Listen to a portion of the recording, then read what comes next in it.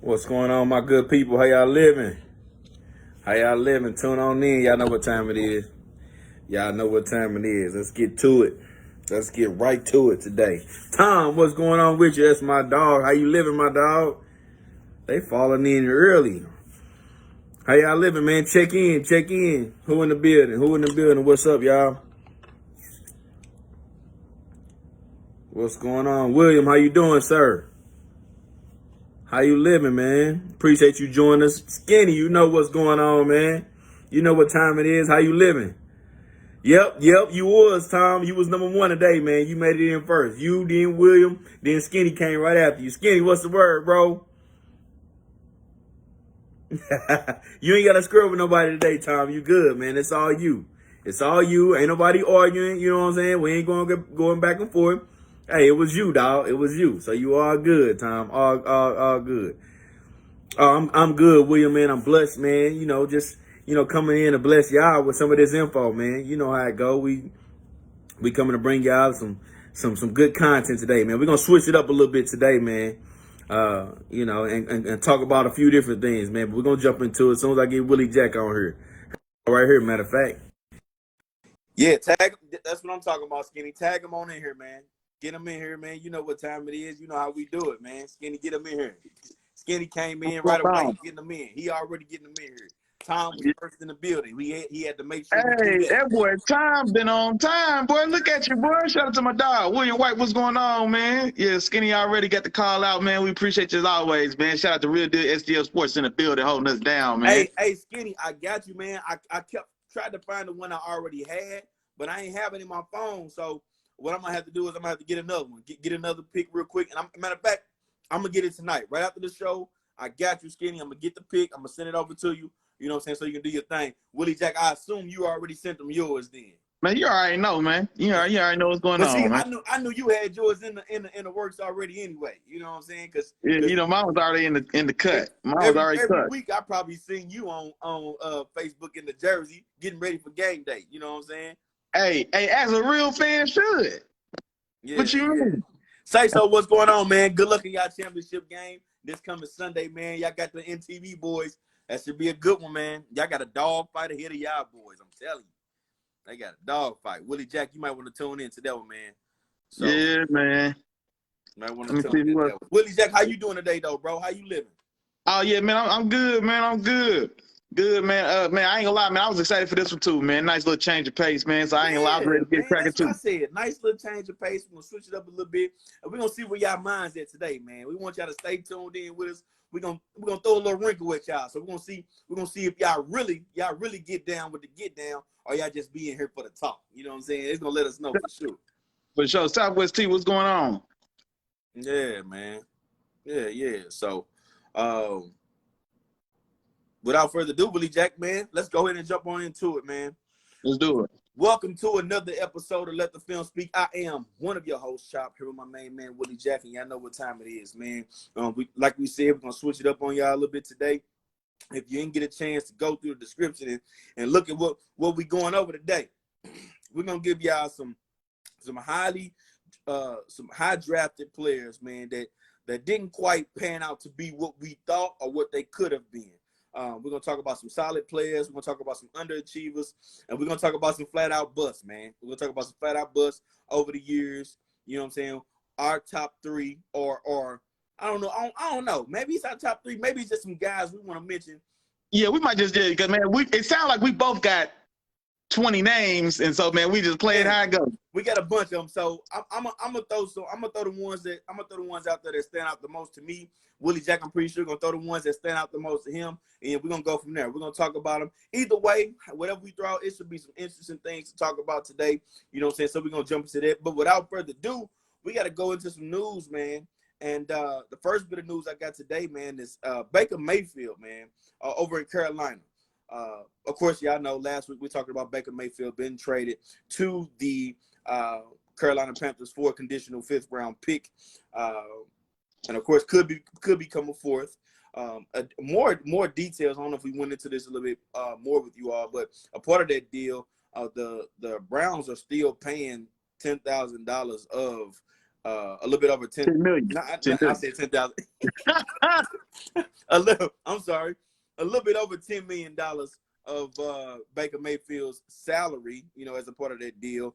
But that's not the part we're coming to talk to you about, man. The thing we're kind of talking about is there's still conversations about this is not Baker Mayfield's job. You know what I'm saying? That this is going to be a QB competition, and these guys are going to have to duke it out, for this starting position, man. Willie Jack, what's your thoughts on that, man?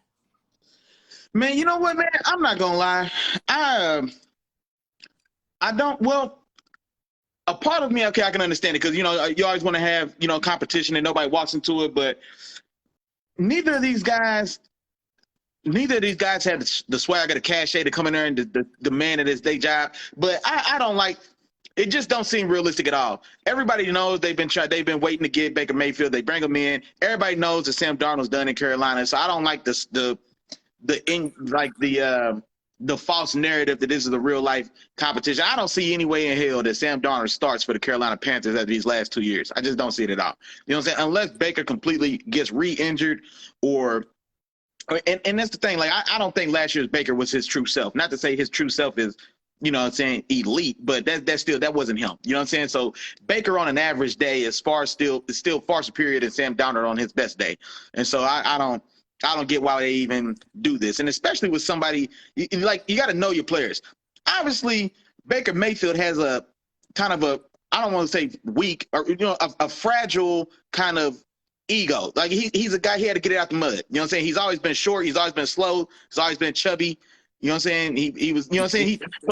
He was a walk-on, you know what I'm saying? So he already had to grind to get out the mud. He got a hardcore Napoleon complex. You know what I'm saying? So like this almost, you know what I'm saying? It almost kind of triggers him to reverting back to like, you know what I'm saying, the overly feisty guy that he was in Cleveland. Now, you know what, that I'm talking about out loud, maybe this could be the little pep in his step that they give him, just like when Patty Mahomes replaced him at Texas Tech and the boy walked on and became a Heisman. So actually maybe this is fuel that way to get him to step back into his, you know what I'm saying, get back into his groove. But honestly, though, I think the writing's on the wall for Sam Darnold, man. Go ahead, just pull that plug, man, cut the cord, and just move on with Baker, man. So let's back this up, too, because I like what you said, Willie Jack, but let's back this thing up. We're talking about last year, man. Chip, Lil Chop in here, man. Lil Chop, what's going on with you, bro? Yeah, man, you getting out the mud. Congratulations, man. You going back to the chip. You just got to bring it home. You know what I'm saying? Go on, bring it home for your boy. You know what I'm saying? But going back to this, let's back this thing up again, man. We talking about Sam Darnold, right? Of course, he experienced an injury, right? Mm-hmm. And through his injury, they brought over Cam Newton. Everybody remembers the infamous "I'm back," when he scored the first touchdown. And that was the last thing Cam Newton did all year. You know what I'm saying? When Sam Darnold got back healthy, that was still Cam Newton's job to lose. You know what I'm saying? Mm-hmm. So we're talking about Baker Mayfield coming from a Cleveland Browns team where I think he, like you said, I think he's still more talented than Sam Darnold. And they bring him over next to have a QB competition with a guy who lost his job to another guy who wasn't playing well. You know what I'm saying? Like, boom, exactly. Yeah. That doesn't make any sense to me either. I don't know why they playing this game. I don't know why they doing all this. This is not Sam Darnold's job. Baker Mayfield will be the starter day one, when the season opens. And it's gonna be against Cleveland. You know what I'm saying? And that's also too much. Another reason why NFL ain't missing that money. They not missing that bread. Hell no. It's another reason why Baker Mayfield is starting that game. Ain't no way anybody else starting that game for Carolina Panthers, but Baker Mayfield, unless, like you said, for some reason Baker just wets the bed, just completely, or it suffers an injury. You know what I'm saying? Those are the only two things we can see. Or the only other thing, Sam. First off, if Matt Corral comes and he just really shows something crazy, amazing talent, you know what I'm saying, maybe some Patrick Mahomes type talent in practice to where they feel like they comfortable with putting him in there as a starter right away. But I don't see that happening. Baker Mayfield is probably going to be the starter once this season opens, man. So that's what I foresee happening, in the future for the Carolina Panthers, man. That's what I see happening. So on to the next thing, man. And another news that we kind of posted. Now, this is kind of light on the news, like on the news side of things, but it brings us to another, conversation that we were talking about in the group a little bit, and it's about the Patriots. Okay, Nikhil Harry gets traded to the Bears for a 2024 7th round pick. Okay, now, of course, I know a lot of y'all saying like, all right, that don't mean too much. You know what I'm saying? Because Nikhil Harry he hasn't shown to be, a player with a lot of potential, or he hasn't done much in the league, if anything, as of right now. But somebody posted an article, saying that we went ahead and posted. I think it was Sammy Nickens, man. Shout out Sammy Nickens. No. Oh, wait. Okay, he did post that one. Yeah, my fault, your little cousin Sammy. What's going on with you, big dog? Yeah. Yeah, so shout out Sammy Nickens. He went ahead and posted this interesting post in our group, and it talks about the wide receivers drafted for the Patriots since 2003. Okay, and if you ain't seen the list already, the list don't look good. You know what I'm saying? The list don't look good. You know what I'm saying? We're talking about Bethel Johnson, PK Sam. Y'all probably don't even know who PK Sam is. You know what I'm saying? I didn't. I ain't gonna lie. I don't know who PK Sam is, boy, and I ain't everywhere. I ain't gonna lie. Tad Jackson, Matthew Slater, Brandon Tate. Now, Julian Edelman, of course. All right, there you go. Man, that's a 7th round guy. You don't get no points for that, bro. That, you know what I'm saying? That's a dollar. We can't cut him like that. It's a but what I'm saying is, right. But you know what I'm saying? That's like when you at the gas station, you get change back for getting a peach vest and a bag of Funyuns, and so you use that dollar to get a lottery ticket, and then you win $5. Like, you know what I'm saying? Like, hey, Julian Edelman was one of them. You would take it. But so that's one name. I've named 5 already. I'll give him Matthew Slater, because he's been a special teams stalwart, special teams All-Pro. If special teams guys got into the Hall of Fame, he'd be a Hall of Famer. But keep going. Got these names is trash. Taylor Price, Jeremy Ebert, Aaron Dobson. Now this one I'm a little ashamed of. You know what I'm saying? Just off the strength. His name is Josh Boyce. Now he's no kin to me. You know what I'm saying? You know he was trash. You know he was trash. His initials is JT. His initials is J Boyce. That's a little embarrassing, but you know what I'm saying? No kin to me, no kin to your boy. Anyway, Jeremy Gallen, Malcolm Mitchell, Devin Lucien, Braxton Berrios, Nikhil Harry, and Trey Nixon. Trey Nixon was one of the guys they drafted in 2021. So you look at that list of receivers, man. That's a terrible group. That's not a bad group. That's a terrible group. Bro, they won for 20 or 1.5 for 20. Let's say we give them a point for Julian Edelman and we give them half a point for Matthew Slater. 1 for 16, bro. 1 for 16. Yeah, I couldn't count. Yeah. Mama in the building. What's going on, mama? My little sister in the building. Shout out to the support system. Man, it's crazy, man, crazy. But I just look at this team. What does that necessarily say to you when you see a graphic like that, Willie Jack? What does something like that say to you about the Patriots organization who were able to still overcome that? Yeah, and do what man. And you know what, man? And I'll tell you what that means to me, man. And I think I commented on little cousin Sammy post when he posted it. Like, this is Bill Belichick's one flaw, you know what I'm saying? Like his first round drafting. But it's one of the things like Achilles had a bad heel. You know what I'm saying? The boy was bulletproof from head to toe except his heel. You know what I'm saying? Like Michael Jordan didn't shoot great 3-pointers. You know what I'm saying? Like it's one of them. You know what I'm saying? Like it's something like that. You know what I'm saying? So when you so great, man, and you so great, and you so dominant, and you so, you know what I'm saying, et cetera, Mike Trout can't stay healthy. You know what I'm saying? Like, so everybody's got their flaw, you know what I'm saying? And so this has been, I guess, the one ugly spot on an otherwise, brilliant coaching resume of Bill Belichick. You know what I'm saying? So, but just like you said, it didn't change the price of tea in China. Hey, you know what I'm saying? It ain't had nothing to do with the weather in Acapulco. You know what I'm saying? So he found a way to make it happen and make it do what it do, man. But yeah, man, that's an ugly list though, for sure. For sure, definitely ugly list. But just wanted to put that out there, man. But hey, that's what we got for y'all today, man. As far as the news segment, now it's time to go and jump into it, man. But before we jump into it, Willie Jack, I think it's about that time, man. Let them know what's going on. Yeah, man. Hey, today's episode, Let the Film Speak, is brought to you by the sponsorship. Y'all know what's going on, man. The Three Amigos, man. That's like, share, subscribe, man. Like, share, subscribe. Like, share, subscribe. Y'all didn't hear me. I know you didn't. Like, share, subscribe, man. That's the Three Amigos, man. It's a 3-piece spicy. It's a hot and ready when you're ready for it. It's from Little Caesars. It's a $1 menu at McDonald's. You can't go wrong with the Three Amigos, man. Like, share, subscribe. Now, here's what we need you to do. You already in here. You sitting down with your folks. You chopping it up. You on the couch. You got your dope beverage. You know what I'm saying? You cooling. You chilling. You waiting for your guy to fix your plate. You know what I'm saying? So while you doing that, you done already tapped in with your dogs. We already know that. You done already hit the like button. I see the likes in the comments. Go ahead and spam them likes for me, big dog. Now, this is what I need you to do next, man. Go ahead and share it to a friend, man. Go ahead and share it to a pot. It ain't no fun if everybody don't get none, man. You didn't already sit down, you chilling, you enjoying yourself. Share it to your partner, and then don't be stingy. Tell your partner to share it to his partner, and then you share it to your partner's partner, and bring everybody in here to chill with your dogs, man. Let the Film Speak. Wednesdays, 7 o'clock. Ain't nothing else going on, but this right here. Let the Film Speak, man. Holla at your dogs, man. We appreciate the love and support as always. And now back to the regularly scheduled program, man. Hit him in the head, Chop. Come on with it, man. I got you, man. All right, so like I said earlier, man, we're going to hit y'all with a few different topics today, man. It's going to be some things that, you know what I'm saying, we normally don't do. We're going to hit y'all with a curveball. We're going to talk about some guys that were highly drafted that end up just being solid players, underachievers, you know what I'm saying, and just flat out bust. You know what I'm saying? So we're going to jump into that. But first. Flat out trash. Terrible. You embarrassed your mama on TV. That's what we're talking about today. That's what we're talking about today. Your mama don't even tell nobody you made it to the league. Dang. That's what we're talking about. That's terrible. That is straight terrible. Oh man. Your mama tell all her friends you was all conference in high school.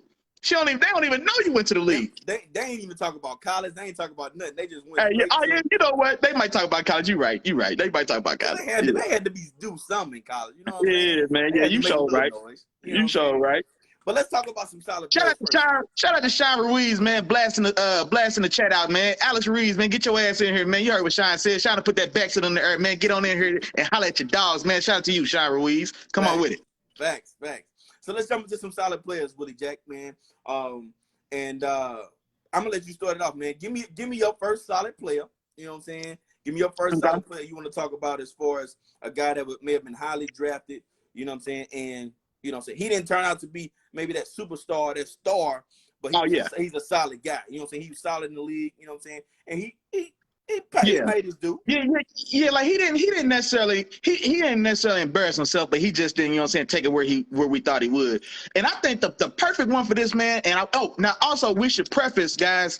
We wanted to keep this list a little more recent, so we tried to focus on like the 2000s up. You know what I'm saying? So we didn't really dig into the historical past. Like, we're not getting in. Well, I shouldn't say that. I don't know who was on Chop's list, but okay, we're not getting into the guys like Tony Mandrich. You know what I'm saying? Brian Boswell. You know what I'm saying? Or I don't think so. We said 2000s up. Those guys are 70s and 80s and etc.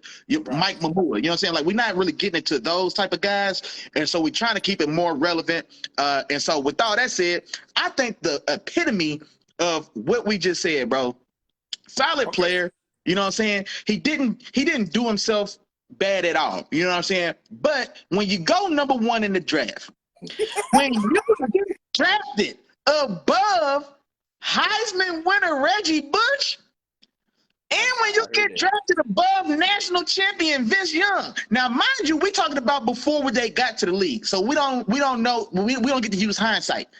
Or, well, we're not using hindsight with that pick. Now looking back, we are. Mario Williams, bro. Mario Williams, the first overall pick. What year was that, man? I think that was 06. I think it was 06, yeah. Because that championship was my senior year in high school. I still remember watching it at my homeboy's house, man. So, yeah, Mario Williams, man, number one draft. You got it. That was 06. North Carolina State. I should have looked this stuff up. Out of North Carolina State, drafted by the Houston Texans. Tom Teasy, if you're in the building, man, he knows about Mario Williams, man. Drafted number one out of North Carolina State, over the likes of Reggie Bush and Vince Young, both of whom, Reggie Bush was really the guy slated that year. But just like we said, man, in the spirit of what we said, so he a very solid player, very solid career. I should have pulled his stats side to sound more intelligent when I'm talking about it. It's all good. But you know what I'm saying? But he's a guy that, like we said, like he wasn't at all a bad player, but he wasn't Von Miller. Like that, let's make that example. So he was a physical marvel, physical freak, a guy that's like 6'6". I think he was damn near JJ Watt size. I want to say he was like 6'6", 275, 280, 290. He was a solid size defense end. He put like this. He wasn't no 250-pound defense. No. I think he was like JJ Watt. He was like 6'6", probably close to 290. And I think in raw testing wise, man, he probably tested better than JJ, who was a freak in his own right, man. But like I said, so all of that size, those measurables, that draft pedigree, man, number one and above the guys that we just mentioned. And like I said, and for all of that, I think he may, and I'm just kind of, if memory serves me correctly, he may have made a Pro Bowl or two, but I don't think he was ever considered a premier dominant force in the league. Like I said, he was never a Von Miller.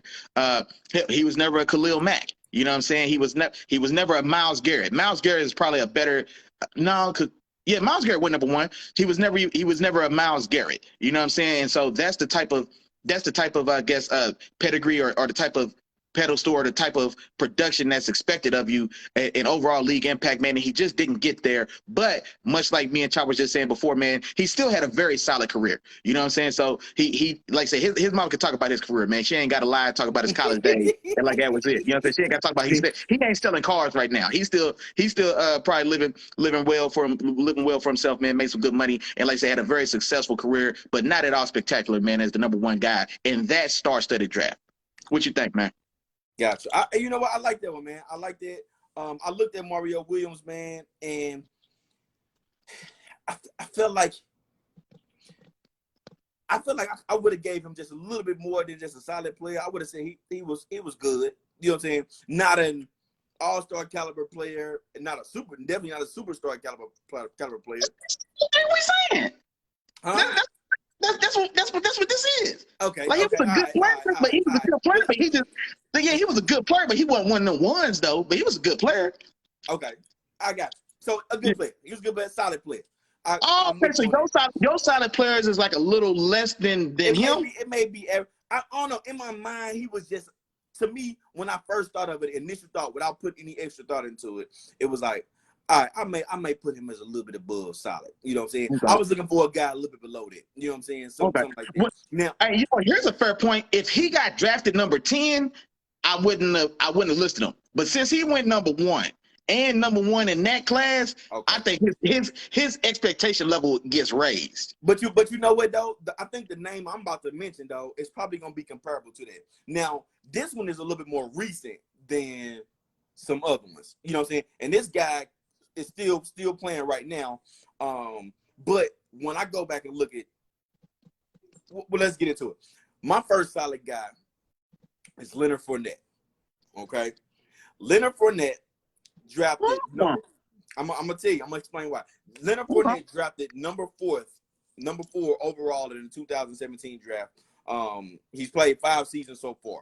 He's had only 2 seasons above 1,000 yards, but they was barely over 1,000 yards. I think one season it was like 1,100. The other season was just a little bit over 1,000. You know what I'm saying? He hasn't cracked 10 touchdowns one time. You know what I'm saying? So he has been that guy. But going back, if you go back and look at LSU Leonard Fournette, you know what I'm saying? Leonard Fournette coming out of college, he looked like almost for sure superstar. When he was in college running that ball, a lot of people was comparing him to your boy. You know what I'm saying? To AP, the way he was running through people, you know what I'm saying, carrying tacklers and things like that. I'm just saying, that's what I heard. But what I'm pretty much saying is, if you go back and look at that, and you look at all his intangibles and the things that he did when carrying that ball, Leonard Fournette looked like a freak. He looked like a guy that's coming to the league, and he's going to turn this thing up. You know what I'm saying? It was like, go ahead, give him 30 carries a game, every game, and let that guy go to work. You know what I'm saying? He looked like that type of guy. But so far, what we've seen in the first 5 years, we haven't seen that guy. You know, so we haven't seen a guy who can do all the different things and be as dynamic as a running back in the NFL as he was at LSU. You know what I'm saying? And me and you talk about it all the time too, Willie Jack. A running back coming into the league, like that's one of the more easily interchangeable kind of positions. They come out the box. They ready at the box. Running backs is ready out the box. A lot of times, if you see a guy, he looks like their real deal at running back. He ends up being something like their real deal. You know what I'm saying? Yeah. A lot of people when they talk about Reggie Bush, you know what I'm saying? I use him. He wasn't necessarily in between tackles, but you put Reggie Bush in open space in the NFL, it was getting nasty. Punt returns. You know what I'm saying? Bruh. You get him the screen out the backfield. He was making noise, you know what I'm saying, over in New Orleans. And Sean Payton was loving it over there. He wasn't that 25 a game guy, cat, you know what I'm saying? He wasn't that type of guy.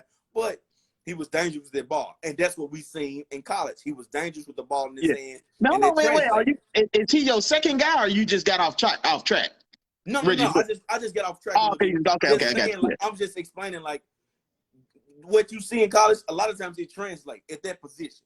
Yeah. But for him, I don't see a lot of the same stuff that he used to do when we watched that college tape from LSU from Leonard Fournette. So that's why I got him as my first guy at on my solid players list of my three solid guys. What you think?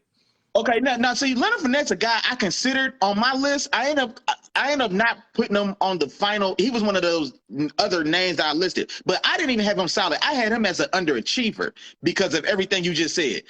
Leonard Fournette, like, he was like 2019 and 2020 Derrick Henry, that's what he was at LSU. Like, that's what he was. You know what I'm saying? Like, he was a big-ass bulldozer that once he got opened up, you couldn't catch him. He was a runaway freight train once he got to open up. You know what I'm saying? Because he could – I think Derrick Henry still has a step on him long speed, but in college, he was that type of player. He'll run through three dudes, and then once you let him get fully open and he's – you know what I'm saying? He's on his horse, he can still run away from you as well. You know what I'm saying? And so I consider him for the underachieved list, but I dig though. I don't think it's a terrible call. I think this last year and a half, 2 years with Tom in Tampa has really kind of I think like salvaged. Well, I didn't say that because he had a solid year in Jacksonville, like I said, but all told, I think I would have had him. I had him a little lower. I had him in the running for underachiever. Okay, gotcha. Yeah, gotcha. Okay, I can work with that. I guess for me, I was just like, okay, he's still pretty much almost a every game starter. You know what I'm saying? He's still solid. He's not a bad back. Yeah, this year he will, because I think last year he still split starts with Ronald Jones. So I think this year is going to be the first year in Tampa Bay being a full-fledged starter. Yeah, yeah, that's a possibility. That's a possibility. All right, man. Well, let's go to.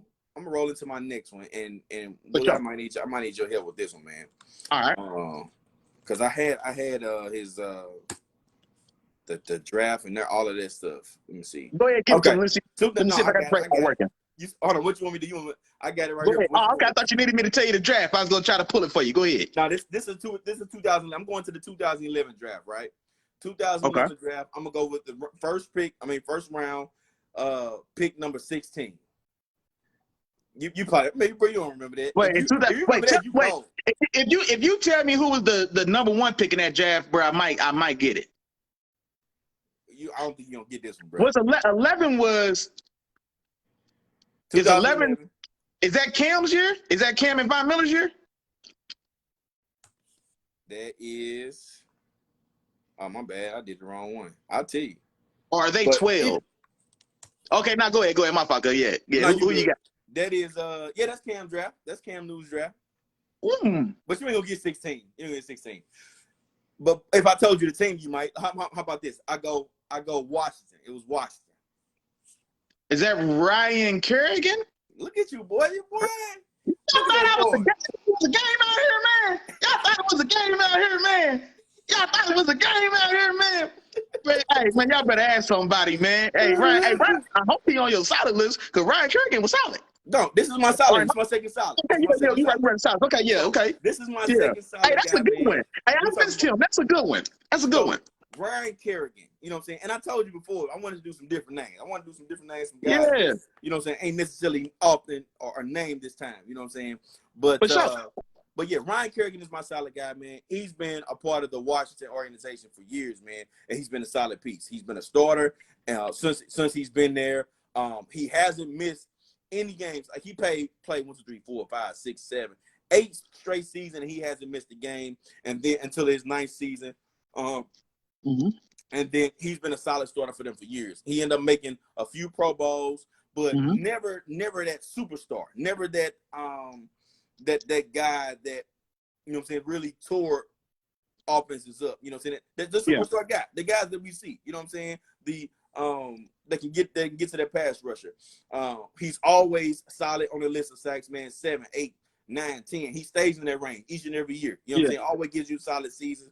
He's always going to be a smart guy, always going to be in position. And, you know, he's always going to bring a lot to the table for your team and be a solid piece for you. So that's why Ryan Kerrigan was, you know, the epitome of a solid guy. You know what I'm saying? Yeah. When we talking about first round guys, and he was solid, man. He was good. You know what I'm saying? He was good, and he's been that way for years for the Washington team. So Ryan Kerrigan, that's a very solid selection, bro. And you know what? He's another one, man, that's a perfect example of what we mean when we say solid players. Because being a solid player is not necessarily a knock. You know what I'm saying? Just like I was saying, Mario Williams. Mario Williams had a solid career. Ryan Kerrigan definitely had, just like you were saying, man, definitely had a solid career. And so I agree. I ain't got no question, no problem with that one at all. That's a good choice. That was a good call. Ryan Kerrigan. Yeah. Gotcha. So take me into your second. What's your second solid guy? My second one, man, I'm gonna go Vernon Davis, man, tight end from the San Francisco 49ers, drafted number 6 overall. And so this is a guy where Vernon Davis, he and I don't want to oversell it or misdo it, but he was like the first guy that brought that kind of that made the slightly undersized, uber athletic tight ends. He kind of made that vogue. Like, he was kind of the first guy that really brought that back. Like I say, he got drafted top 10 as a tight end. What draft was that, man? That was, well, I can't think of the draft right now. But like I said, he was solid, but he never really, when you draft a tight end damn near top 5, like, you drafted Tony Gonzalez. You know what I'm saying? Like, you drafted Antonio Gates. Now, those guys didn't go first round or top 5, but when you spend that type of draft capital on a position like tight end, like, that's what you're expecting. You're expecting a transitional player at the position, and it never really panned out for him like that. But he still was a solid player, and he was an integral part of that offense in those middle kind of 2010s with Harbaugh and Kaepernick, when they were competing for NFC championships, made a Super Bowl appearance against the Ravens and lost to his brother. And so he still had a solid career, but he wasn't Travis Kelce. You know what I'm saying? He wasn't George Kittle. He wasn't he wasn't what you expect. When a tight end gets drafted damn near top 5, that's what you're looking to get. And he didn't necessarily quite hit that, but I still think overall he had a very solid career. Gotcha. Okay. I like that one too, Willie Jack. I like that one. He definitely made some noise. He definitely caused mismatches over there. You know, but he wasn't the guy we thought he was going to be. He definitely had superstar capability. You know what I'm saying? So, freak athlete, man.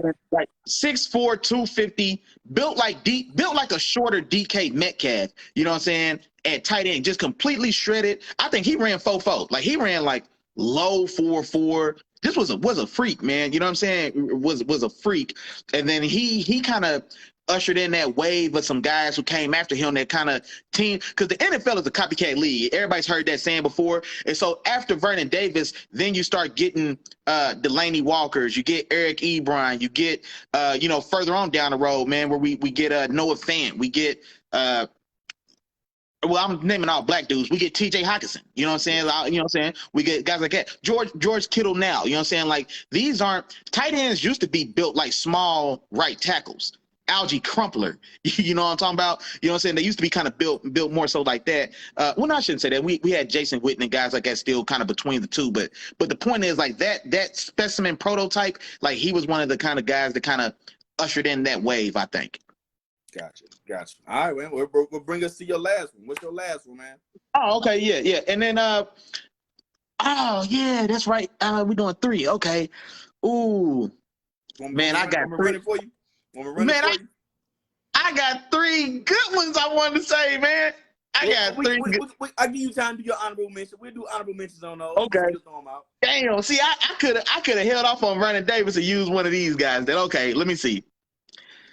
All right, I'm gonna say Chris Long. Defensive end from the St. Louis Rams, drafted number 2 overall. I think he got drafted behind Jake Long. Yeah, they got drafted back to back. Yeah, in the 2007 draft. I think they both went above Matt Ryan. Yeah, they both went above Matt Ryan. Matt Ryan went 3 to Atlanta. So Chris Long's story is similar to the description we said for Chris Long, man. It's very similar to Ryan Kerrigan and Mario Williams. He's another guy that he had a solid career, and so it's not one of those things where he was unproductive. He was a defensive leader for a lot of those early St. Louis Rams teams. He was the elder statesman on that defense when Aaron Donald was drafted. So a guy that was definitely a leader in that locker room, very respected guy around the league, but never reached the level of like a premier pass rusher. And that's why I say, cause like when you're drafted number 2 overall, I said it before, you're looking for Von Miller. You know what I'm saying? You're looking for Khalil Mack. You're looking for Myles Garrett. You know what I mean? These are top 5 edge rushers. You're looking for what we hope to get out of Chase Young. You know what I'm saying? You're looking for transcendent talent when you go that high, and this is just a guy who just never reached that height, but still was a very good and very solid player, man. So Chris Long is who I give you from your Rams. Okay, gotcha. And I remember him, man, and he was like you said, he was all right. He was solid. You know what I'm saying? I never was mad at him. You know what I'm saying? But yeah. I did want more. I'll say that for sure. Yeah. Definitely. He was another guy that kind of dealt with the injury bug a little bit as well, but yeah. Yeah. So my last solid guy, man. Going to my last solid guy, then we throw a couple honorable mentions out there before we move on to the next set.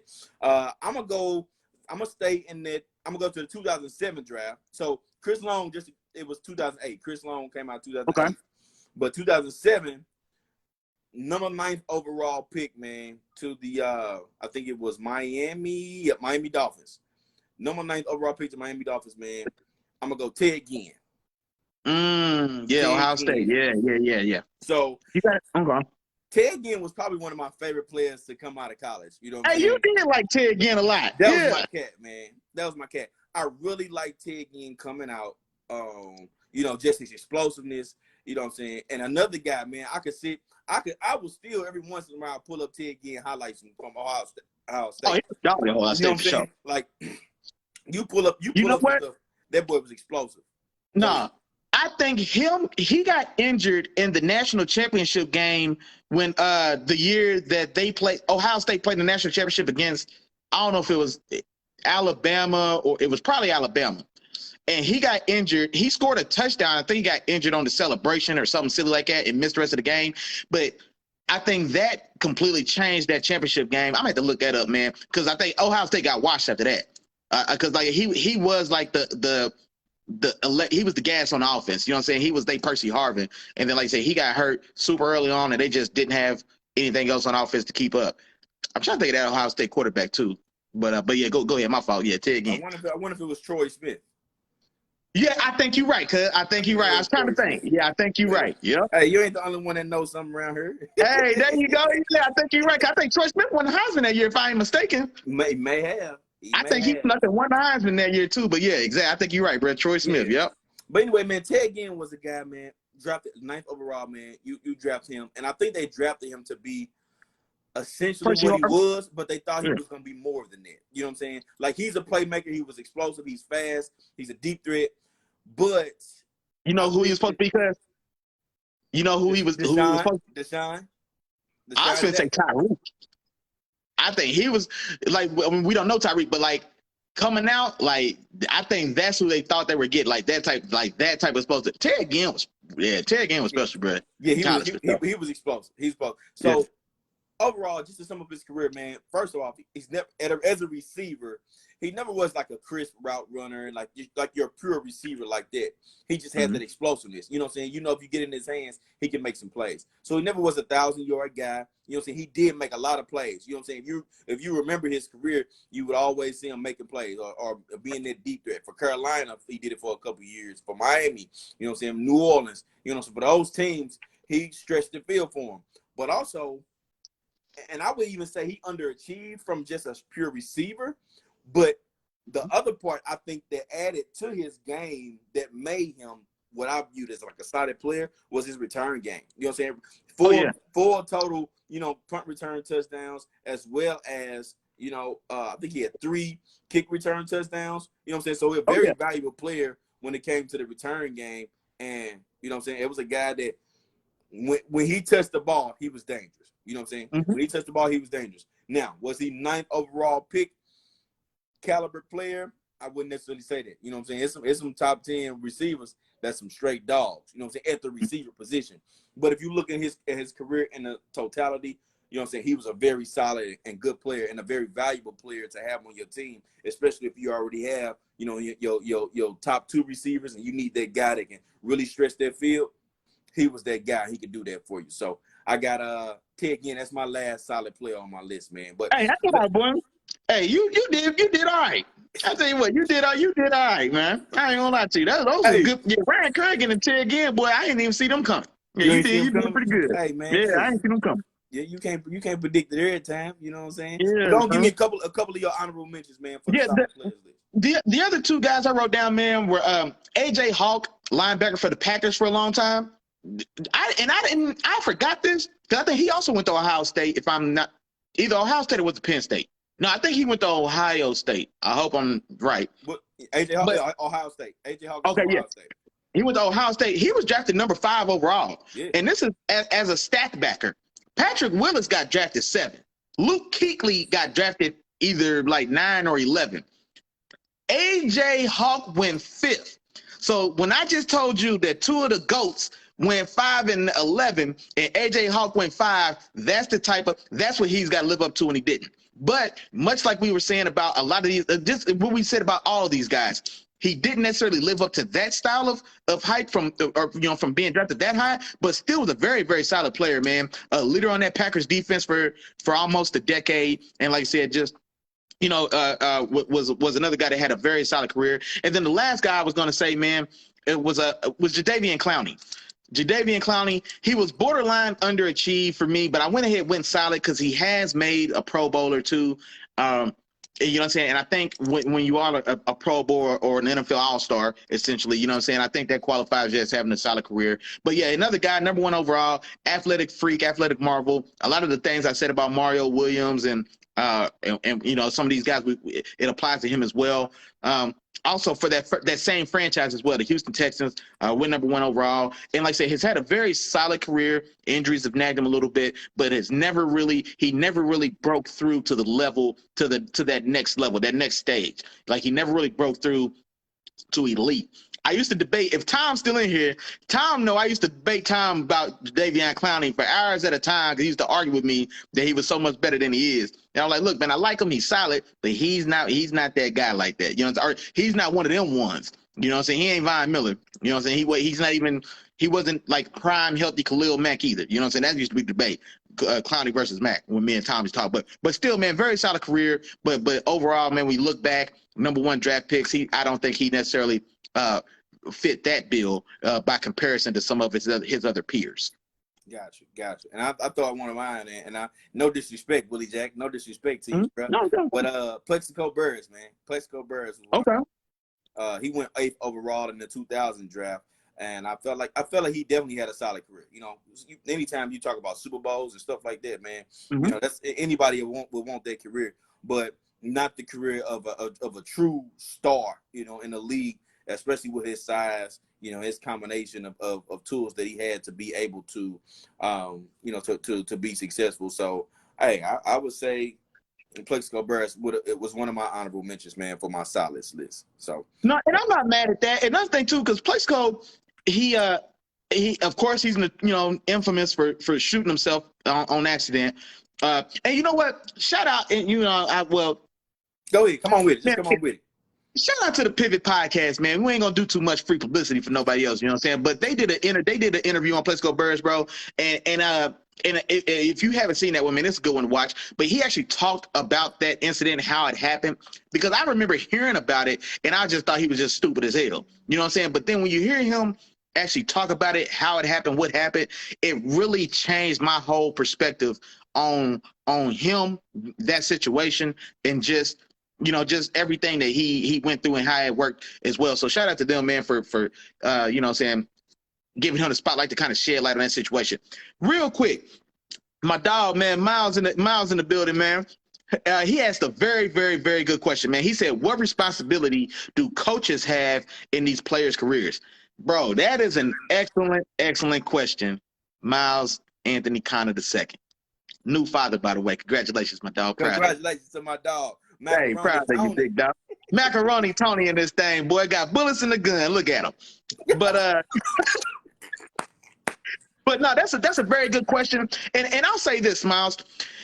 And you know what? Me and Chop have talked about this before. So your situation that you are put into, it definitely does play a big part. And so that can't be understated. Hey, shout out to Real Deal SEL Sports. He said that's a good ass question. It really is, bro. And I'm curious to know what you think about this, Chop, too, because me and you, we kind of talk about stuff like this when we talk about the situations and such. So that's definitely valid. But my argument at the end of the day is that the cream always rises to the top. I say this over and over again. I do think your situation can definitely help you as far as your overall perception, and as far as Pro Bowls and accolades and things like that. Andre Johnson anywhere else but the Houston Texans, he's a Hall of Famer.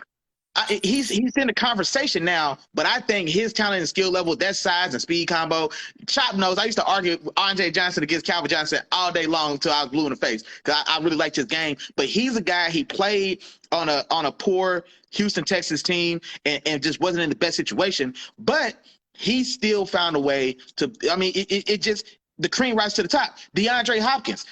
Tom will tell you this as well. Me and Tom used to always argue Hopkins and AB, and then people would always point to Hopkins' lack of an all-star quarterback. And what I always told people is, no, that's definitely true. But cream rises to the top. When he got a good quarterback, he didn't go from 1,200 yards to 2,000. He's still the same guy, but just now the plays that he's making are a little easier on him, and the overall team has better success. But he's still the same guy. He's the same guy with Deshaun Watson that he was with Matt Schaub. Those numbers are comparable, and he was a Pro Bowler or All Pro with both. You know what I'm saying? So I think cream still rises to the top, but there are certain situations and circumstances that it can severely inhibit or hurt your career. But for the most part, like I said, if you one of them ones, man, hey, you one of them ones for a reason. That's how I feel about it. What you think, Chop? Well, my take is a little bit different from Willie's, man. My take is, cream rises, but it don't always rise to the top when you ain't got it. You know what I'm saying?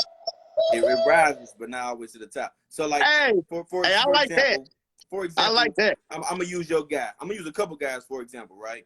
So you got your boy Terry, Scary Terry. You know what I'm saying? Mm-hmm. Scary Terry. We watch him play. Mm-hmm. Uh-oh. Okay, yeah, you froze for half a second, but I got you now. Yeah. Yeah, somebody tried to call me. They trying to mess up this. Why you been getting that not disturbed, man? Come on now. I tripped. You right. I tripped. But look, check this out. So I had let's do Scary Terry for example. So Scary Terry is a guy who we see him, we know his talent. You know what I'm saying? He can run. He's one of the better route runners in the league. You know what I'm saying? He has some good hands, good speed. Man, body control, crazy. All the qualities that you would see or need to see in the top receiver. You know what I'm saying? But due to his situation, he is a 1,000 production-wise. He's a 1,000-yard receiver. That's where he usually. That's usually his area that he stays in right now, based off the talent that he has around him, and just everything that's put in place. I think you put him in a different situation. I think he can easily be in that top 10 conversation. Vice versa, same with some of the other guys that are in that top 10. You know what I'm saying? A guy like a Stephon Diggs. You watch his situation coming from the Minnesota Vikings. With the Minnesota Vikings, he's still the same guy, runs a lot of the same routes. He had the same ability. Move him to a different situation, he's that guy. You know what I'm saying? He becomes a guy that's a top 10 receiver in the NFL. You know what I'm saying? Odell Beckham, another guy. We talked about them before. I don't need to keep beating the dead bush on him, but over in Cleveland, He was one guy. You go put him with Sean McVay and a Matthew Stafford. That boy turned into something different. He started having everybody saying he's the best receiver on this team, man. A top 5 or top whatever in the league that people wanted to say. You know what I'm saying? And no, don't get me wrong, we've seen this before, but that should let people even know, like, where he came from the Giants and the way that they utilize him over there. Then you go over to Cleveland, and then how his usage changed, and then you bring him back to LA. A lot of that matters, man. It does matter. You know what I'm saying? And the way we view players, the way we rank them, and the way we talk about them. You know what I'm saying? So, no, and that's a good point. Here's something real quick I want to say about that, though. And I like your examples of Scary Terry and Diggs, because I agree, like, their stat production, I think, definitely could be improved with a better situation around them. So that's a fair point. But here's the thing, though.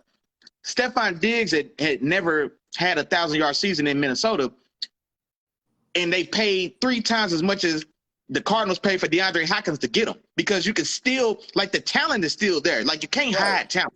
Scary Terry he's just barely cracked 1,000 yards these last 3 seasons.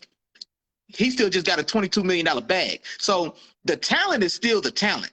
Like, you know what I'm saying? But I think, to your point, because I think we kind of saying the same thing, because, like, my thing is, like, guys are still guys, but then, like you said, now the overall perception, because if Scary Terry played with Justin Herbert, man, what?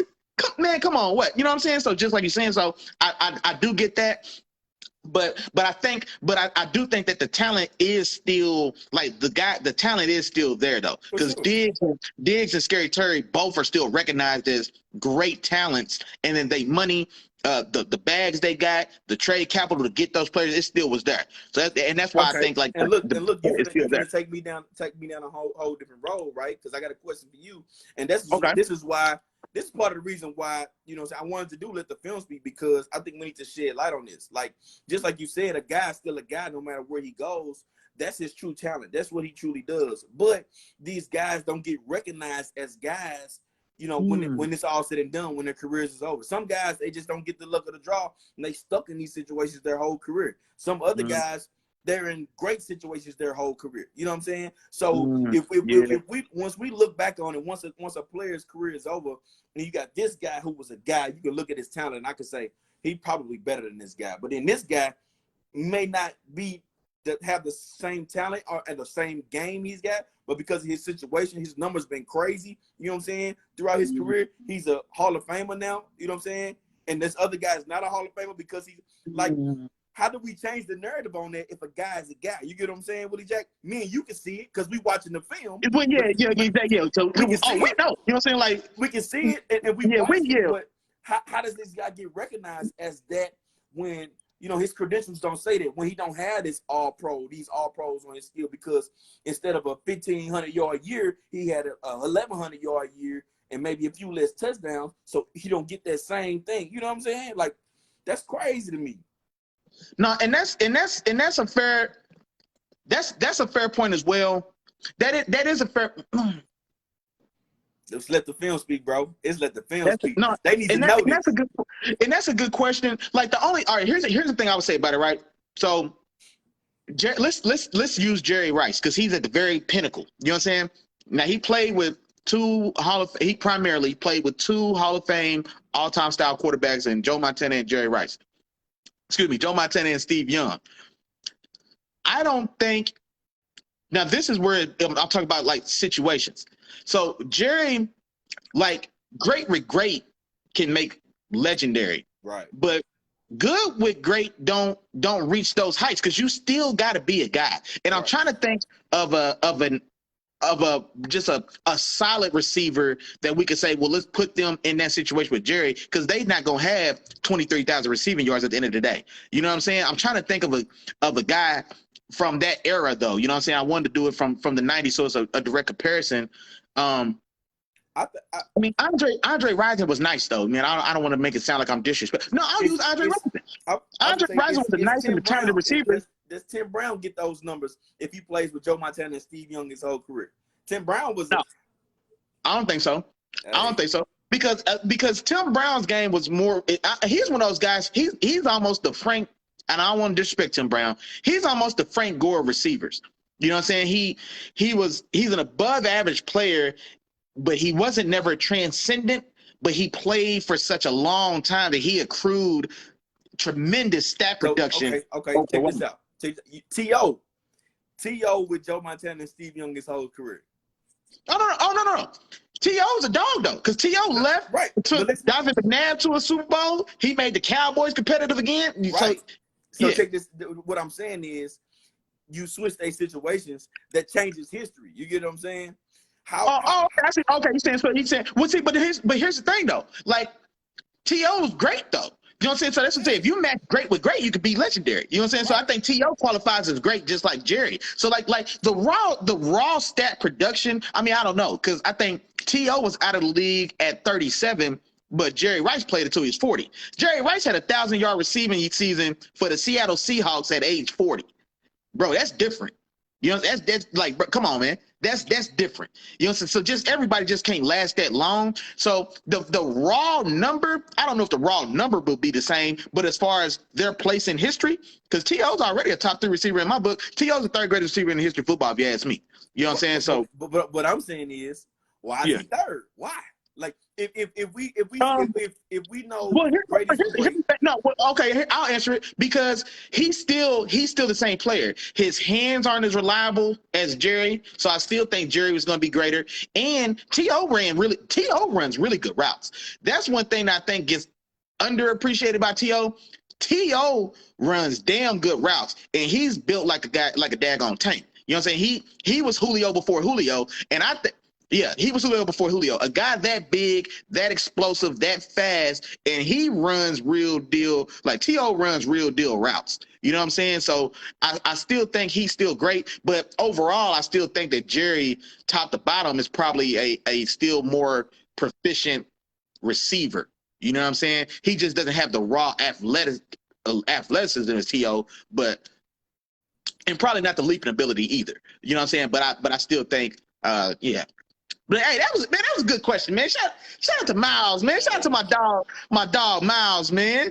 Shout out to my dog Miles. That was a good ass segue, man. That was a good ass side thing. He also said like Fred Taylor. Fred Taylor's different because I don't think playing in Jacksonville hurt Fred Taylor. Fred Taylor just kept getting injured because Jacksonville in the late 90s, they was a real contender. You know what I'm saying? Like they went to a Super Bowl. You know what I'm saying? They went to a few AFC championship games. So I don't think he was like limited because of Jacksonville. He just had injury issues. Gotcha. But these are the type of conversations I like too, Willie J. Just off the simple fact that I like to challenge the overall consensus, because I think that sometimes it gets shadowed. Because just like you said, like the receiver, Jerry Rice's hands were better. But you also talking about on the other end, T.O. after the catch, breaking tackles, running with the ball in his hand. You give him the ball in short. He was more likely. I don't think he's been at Jerry Rice. I think they started tracking yards after the catch because of Jerry Rice. His yards after the catch is crazy. That like with that 3-yard quick slant that Odell Beckham made his name on in New York. That was Jerry Rice's bread and butter. Jerry Rice is taking 3-yard slant 60 yards for Joe Montana. Like they started tracking yards after the catch for Jerry Rice. I don't know if he had it like T.O. though. T.O. was different, bro. Bro, the numbers can't lie. Bro, the numbers can't lie. Jerry's yard at the catch is nuts. Yeah, the numbers don't lie, but that's what I'm saying. The numbers. Okay, we're gonna be on this all day. Let's numbers lie. You're right. Sometimes the numbers lie, but those numbers don't lie. Like Jerry after the catch, like he wasn't necessarily gonna like you know what I'm saying. He might not be strong enough to shrug off 3 dudes, but man, Jerry getting in and go. Boy, Jerry split defenses where you'd have thought he was Randy. You know what I'm saying? Even though he ran 4.6, but Jerry was running off on boys though after the catch. Like his game speed, his field speed was something different. For sure. And Skinny said that the Jags never played in the Super Bowl, man. He said that they went to the conference championship game. Oh, no, excuse me. I'm sorry. Yeah, well, they almost played. Yeah, forgive me. I misspoke. Yeah, they were a game away. You know what I'm saying? But they were the AFC championship game. Contenders for a little bit though. Yeah, but they were contenders though for sure. Yeah, David Garrard and all those guys. So yeah, they were contenders. No, I'm talking back with Tony Baselli and the left-handed quarterback they had back then, the white boy. Is it not Steve Young? No, you call Mark Brunell. Mark Brunell, yeah, Mark Brunell and Tony Baselli and the boys. You need a name just how your boy. Hey, boy, you don't know about them old Jaguars, but you don't know about Jimmy Smith, Keenan McCardell. You know what I'm saying? You don't know about. Hey, Jimmy Smith and King McCardell is one of the most underrated receiver duos in the history of football. That's another story though. Hey, Jimmy Smith slept on, boy. You need a name, just holler at your boy. Don't worry about it. Hey, you know what I'm saying? I praised you well. I'm proud of you. Hey, let's move on, Willie Jack. We was on there for a little bit. We got distracted, man. That was a good ass question, Miles. Man. Got us in here talking. Yeah. Let's go to these underachievers, man. Let's go to some guys that were drafted highly, but were underachievers. Clearly underachievers. We talked about some solid guys, but let's talk to some guys that didn't quite play up to potential. You know what I'm saying? Yeah. Willie Jack, what's your first one? Give me your first one. Yeah, I was going to say, man, let me go ahead and jump into one because you kind of mentioned him a little bit earlier. But Reggie Bush, man, I think Reggie Bush in my lifetime is probably one of the top two underachievers. And it's the thing, Reggie Bush was so special in college, bro. Like, Reggie Bush was a real live video game. Like, me and you wasn't we're not old enough to have seen what Barry Sanders did in college, because Barry Sanders' college numbers are stupid. The boy averaged like 250 rushing yards a game. So I know it was probably stupid, but I ain't get to see it. Bro, we real life seen Reggie 04, 05 Reggie Bush, bro. Will never be duplicated, bro. It was something else, man.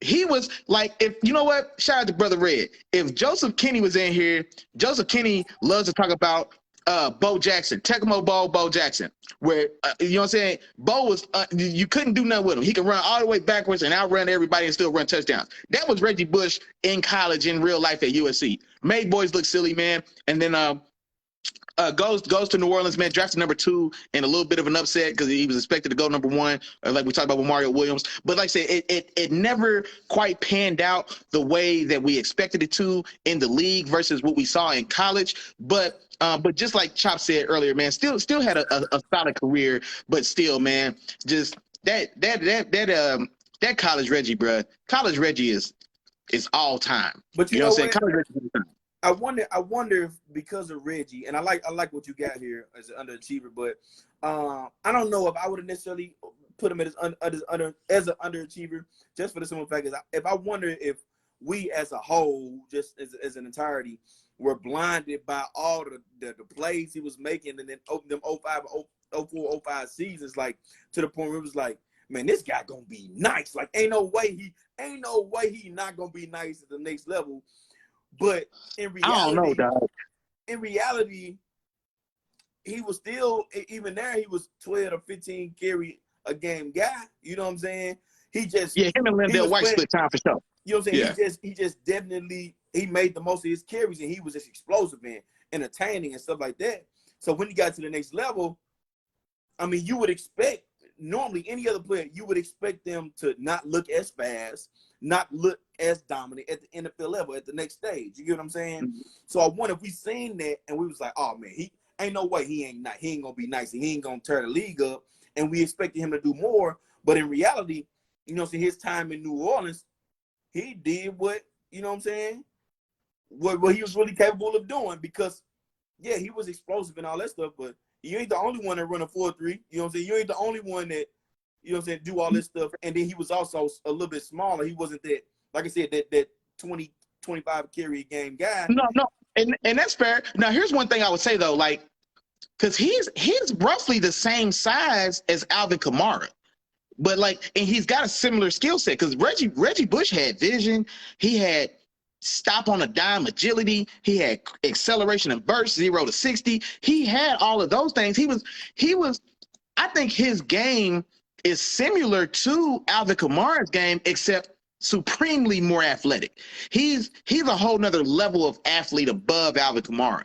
But I think he has a lot of those same traits, because he was still dangerous with the ball in his hands. He was dangerous, you know what I'm saying, like receiving, catching out the backfield screens, shuttle passes, woo-de-woo-de-woo. And so he still has that part of his game like Kamara, but Kamara is able to run more just traditional, you know what I'm saying, B and C gap, you know what I'm saying, just straight handoffs and things. But like size-wise, bro, he's comparable to Kamara. I think Kamara's like 5'10", 205 when he came in the league. I don't know what he weighs now. I don't know how much he weighed when he came in the league, but Alvin Kamara is 215 now. He didn't put on a good. If he ain't put on a good 10, he'd have put on a good 8. You know what I'm saying? Like, yeah, I don't think he was that big coming out of Tennessee. Right. But yeah. Or even you know what? Or even Christian McCaffrey. Like he's built like Christian McCaffrey coming out, Alvin Kamara, except he was such a greater and more dynamic athlete than both those guys. But he's got that build, he's got that catching ability, and then he was just a whole nother stage of athlete, bro. Like, man, Reggie, man. Like I said, it just did come together. I got you. All right. Well, let's go on to my first underachiever, man. And my first underachiever, man, I got to go with RG3. RG3. Now, a lot of people will say he's just a straight up bust. You know what I'm saying? A lot of people. Even rookie of the year went to the playoffs, so I think bust might be too strong. And this is what I did too. And I'll give y'all my view on quarterbacks in general when it comes to these type of rankings. A first overall pick ain't just because you're a quarterback.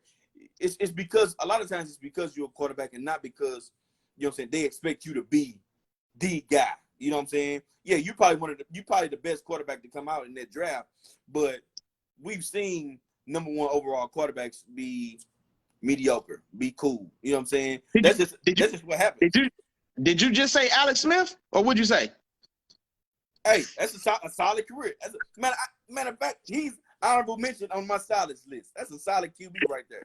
But hey, what I'm saying is we see that often. You know what I'm saying? I can list a whole, bunch of quarterbacks who went in the top 10 over the last 10 years, who some of them are, we don't know where they at now, or whatever the case may be. Josh Rosen, but you can call him a bust, or it's just a lot of guys that are Matt Barkley. Yeah, we got it. Yeah. Yeah. So, EJ Manuel went top 20. You know what I'm saying? In the first round. He went top 10. He went number 9.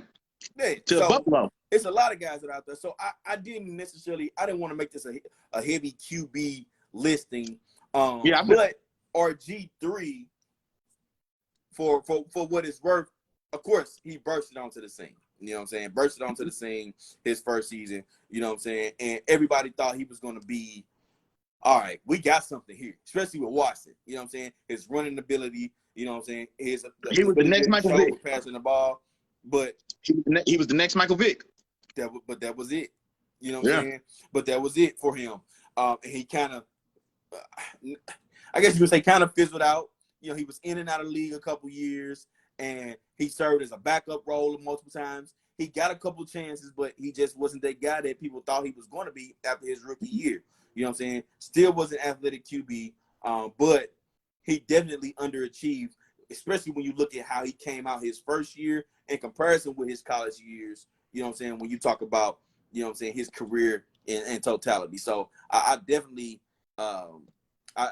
feel like he underachieved in his career. And Skinny here, he throwing in some names. We talk about J.P. Lossman, Toby Gerhardt. You know what I'm saying? Yeah, and I was just commenting on one of those two because I was like, I remember Toby Gerhardt coming out of Stanford, but I think he might have had like one solid year, if that, but I don't think he never really did nothing in the league. And J.P. Lossman was just trash. I think he also got drafted by Buffalo. Yeah, so he was one of those guys. So what's your thoughts on that? I'm with you there on RG3. He was one of my guys for honorable mention. And just like you said, I considered him for bust, but I really thought that felt too strong because he did have success. You know what I'm saying? So I didn't want to do bust. So I had him in. He was one of my honorable mentions for underachiever as well. But so I'm on the same page with you. Like I said, he was a guy, came in rookie of the year. I'm not going to lie. Back then, I was arguing that Russell Wilson should have been rookie of the year. I was arguing with Shane Harris, man, from CMU. If you was there when Shane was there. Yeah, I was there. Yeah, you remember Shane? Yeah, he, mixed kid, but he looked white. Red hair, freckles, the whole thing. I know exactly who Shane is, bro. Yeah, shout out to Shane, man. That's my dog, though, man. Shout out to Shane, but yeah, so he was a big Redskins fan back then, and yeah, you know what I'm saying, we used to talk about RG3 and Russell Wilson, but yeah, RG3, yeah, I agree completely with everything you said, though, for sure. Didn't quite go the places we thought he would. Gotcha. And my next guy, man, I'm gonna throw a name out here for you, man. And I was actually a fan of this guy. I was hoping he did well, man. But Braylen Edwards is an underachiever, man. Underachiever for me. Came out in the, what is this? The 2000. Was that 05? The 2005. Yep, 2005 draft. Yeah. Came out in 2005 draft. The number 3rd overall pick. Of the Cleveland Browns, man. Man, this guy 6'3", 215, ran a 4.4. You know what I'm saying? He had all the skills to be a superstar receiver, and that's what I thought he was going to be. And he even showed flashes every once in a while at the next level. but he wasn't able to put it all together, you know what I'm saying, and be that guy that we all thought he was going to be. You know what I'm saying? He said, Braylon got one of the best Lil Wayne lines ever. Hey, I'm trying to think what line it is. Spit it to us. We Lil Wayne fans, but what's the spit it to us, bro? Yeah, I'm trying to think what this line is. Yeah. But Braylon Edwards, man, came onto the scene, man. I think he easily could have been over 1,000-yard receiver just about every year. You know what I'm saying? He had 1 year where he was a Pro Bowl guy, where he almost had 1,300 yards, 16 touchdowns. But that was the guy I thought he could have been. You know what I'm saying? I remember that year. It was a fluke year with the Cleveland Browns when Derek Anderson was the quarterback. And they made the playoffs that year, I think. They made the playoffs randomly, bro. He was like the third-string quarterback, got in to start, and him and Braylon got hot. I remember that year. Tossing that pill, man. That pill. So, yeah, Braylon Edwards, man, he's the guy that, like I said, I just thought he could do so much more with his talent, with his size, with the combination of the speed he had, man. He just had everything. He had all the intangibles. He could actually run some routes. He just, for some reason, couldn't put it together, man. Couldn't get it together, and maybe it's his situation. But overall, he's an underachiever, man, and I felt like he could have been a lot better. No, and Brayden Edwards, he was one of my honorable mentions, but I had him honorable mention as a bust, though. When you go top 5 and you got 1 year of production, and then I think he was out of the league by, like, I don't know if he made it 6 or 7 years. So I had him as an honorable mention bust, just because he got drafted to be drafted that high and just not pan out. Like I thought it was put him more in the bust. But I'm not mad at that at all, man. He was another guy that was on my radar as well, man. And yeah, just like Skinny said, bro, he was nasty at Michigan. Yeah. Like I remember him coming to the league for sure, bro. He was nasty for real. Hold on. Oh, he said the song No Ceilings. Yeah. Oh, I got you. I ain't gonna read that because it's a children's program, Skinny. But yeah, I appreciate you, my dog. Hey, and Skinny said he beat up LeBron people. Did he? He beat up LeBron's folks, bro, in Cleveland. I ain't gonna doubt it, bro. LeBron soft ass. He probably running the family. Hey, I'm just playing, man. I ain't gonna disrespect that man like that, man. I'm just joking. Go ahead, man. Give me yours, man. But yeah, all right. So I'm gonna move on, man. So from Reggie Bush, and I'm gonna go another running back. And I didn't want to focus too hard on one position, but man, I had to, bro. Darren Mcfadden. You remember Darren Mcfadden? We was at CMU, bro. We was in college. He's on my honorable mention list, but go ahead, bro. We was in college, but Darren Mcfadden was in college, and bro, Darren Mcfadden was the runner-up for the Heisman 2 years in a row. I think he probably should have got it one of them years, man. He was runner-up to who won the Heisman them years? I think the first year he should have got it over whatever quarterback won it. The second year, I think it was probably tough. You know what? Was that Tim Tebow? That might have been the Tebow Heisman. When did AP come out, though? Because I think he was running the ball. AP came out 07. He came out 07, I'm for sure. And I think McFadden came out 08. You're right. I think it was the next year. Or no, maybe 2 years. Either a year or two behind AP. I think you're right. Because they was running the ball around the same time, I think. Yeah. I think you are right. I think he came out like a year. It was either 08 or we was in college when Darren McFadden came out for sure. Because I remember him and Felix it was Tebow. Yeah, I said that. Yeah, it was Tebow. He should have got one of them Heisman's for Tebow, bro. Yeah, you was right. McFadden came out in 08. Peterson came out in 07. Yep, for sure. I remember. Yeah, that was our college. That was my college years. Or yeah. I think you got there in 09. Yeah. Right. Yeah. So I remember that. But no, Darren McFadden. Oh, and if y'all don't know, go back and pull some Darren McFadden from Arkansas highlights right now. That boy was nice. That boy was a monster. That boy was the truth. And his backup, Felix, I keep wanting to say Felix Mitchell, but it ain't Felix Mitchell. His backup got drafted in the first round by the Cowboys. I think pick number 22, I think, if I remember right. I think it was pick number 22. Felix something, he went to the Cowboys. Felix Jones. You're talking about Felix Jones. I know Felix Jones. There we go. Felix Jones. Nice. Yeah. Oh, hey, Skinny. Shout out to Skinny, man. Shout out to Real Deal STL Sports in the building. McFadden was the archetype of the Wildcat that the whole NFL used. Yeah, Miami took Arkansas's offense with Darren McFadden and implemented it, and they had Ronnie Brown and Ricky Williams going crazy. That offense that Miami used then, if y'all remember those years with Ricky Williams and Ronnie Brown, that was Darren McFadden and Felix Jones in Arkansas, and they was eating boys alive out there. You know what I'm saying? So, man, he was a guy, man, special, man. He was 6'1". I think he was roughly about 215 or so. 4'4" nothing. You know what I'm saying? Crazy speed. You know what I'm saying? But he was a guy as well. He kind of stayed injured and kind of the injury bug, and he just really never really got himself off the ground. Never really got going. I think he had like one or two maybe solid seasons. Like, you know, kind of once he was 4, 5, 6 years into the league, where he kind of showed flashes of what he could have been.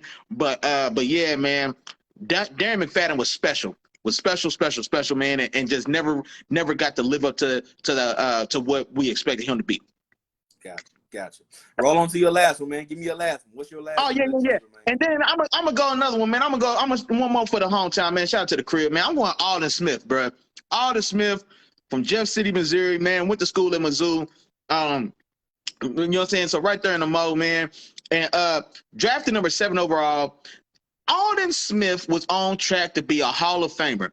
The first 4 years of his career, the sack numbers he put up in those first 4 years in San Francisco, he was on those teams with Vernon Davis, Justin Smith, another guy from Mizzou, also from Jeff City as well.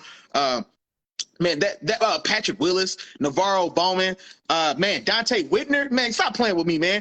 Those was legendary teams back then, man, bro. That defense was nasty. You already know Patrick Willis, my guy. So, you know what I'm saying? I was a fan of that defense in general, man.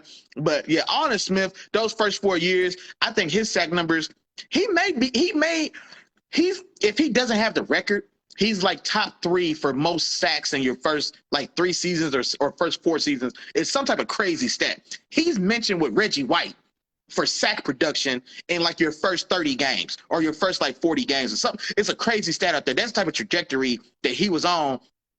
And was super raw when he got to the league. That's the thing about it.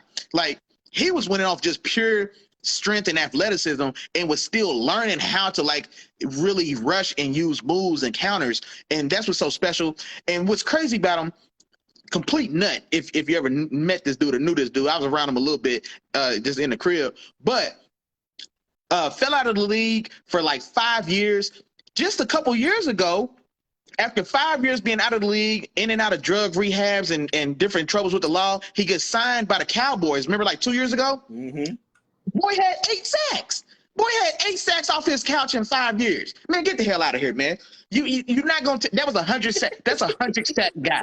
You know what I'm saying? If he could have kept his head together, his head on his shoulders, or if he could have – you know what I'm saying? If he could have made it work, that's a Hall of Fame level talent, level of talent that you know what I'm saying, that never was. Yeah. You know what I'm saying? So definitely want to shout him out, man. Alden Smith, man. Underachiever, man. Crazy. So my dog Skinny said, man, he was a straight freak, bro. Man, facts, bro. Dude was nuts. Gotcha. And that brings me to my last one, man. My last underachiever, man.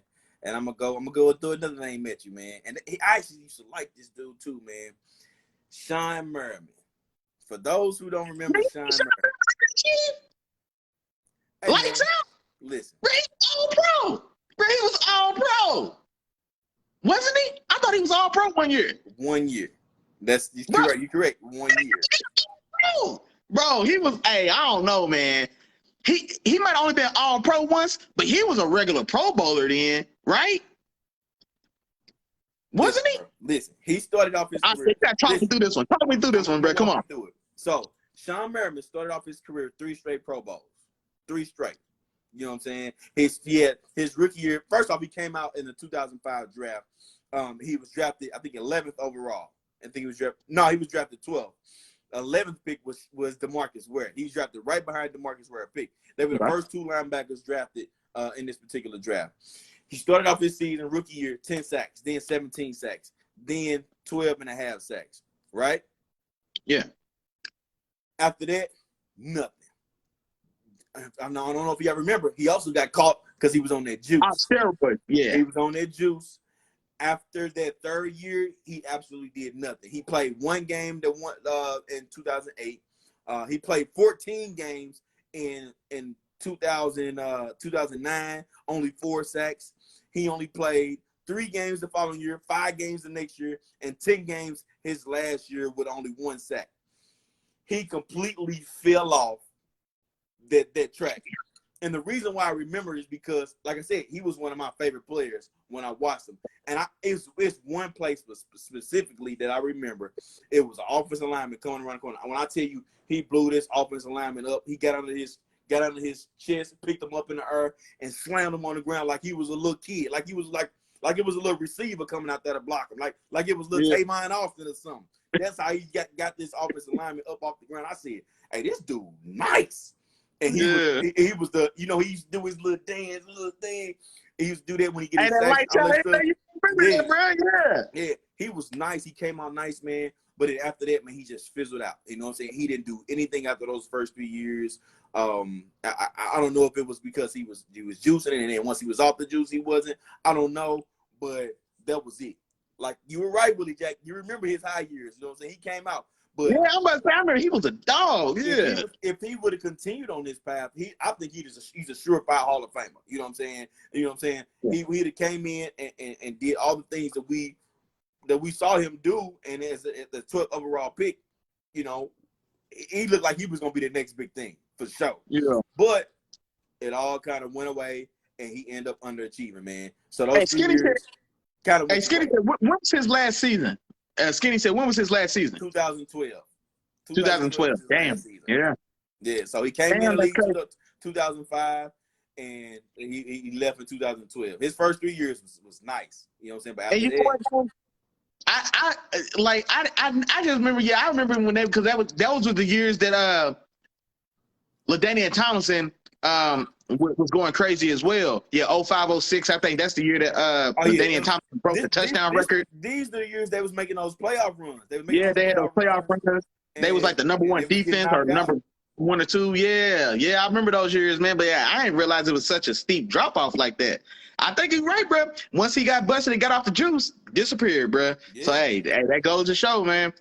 Hey, that goes to show. So that's crazy. Now, that's a good one then. I gotta give you your props, bro. I thought you was tripping at first, but hey, that was a good one. That was a good one. Yeah. So right. that was my last guy on my list, man. Any honorable mentions, man, you want to throw out there?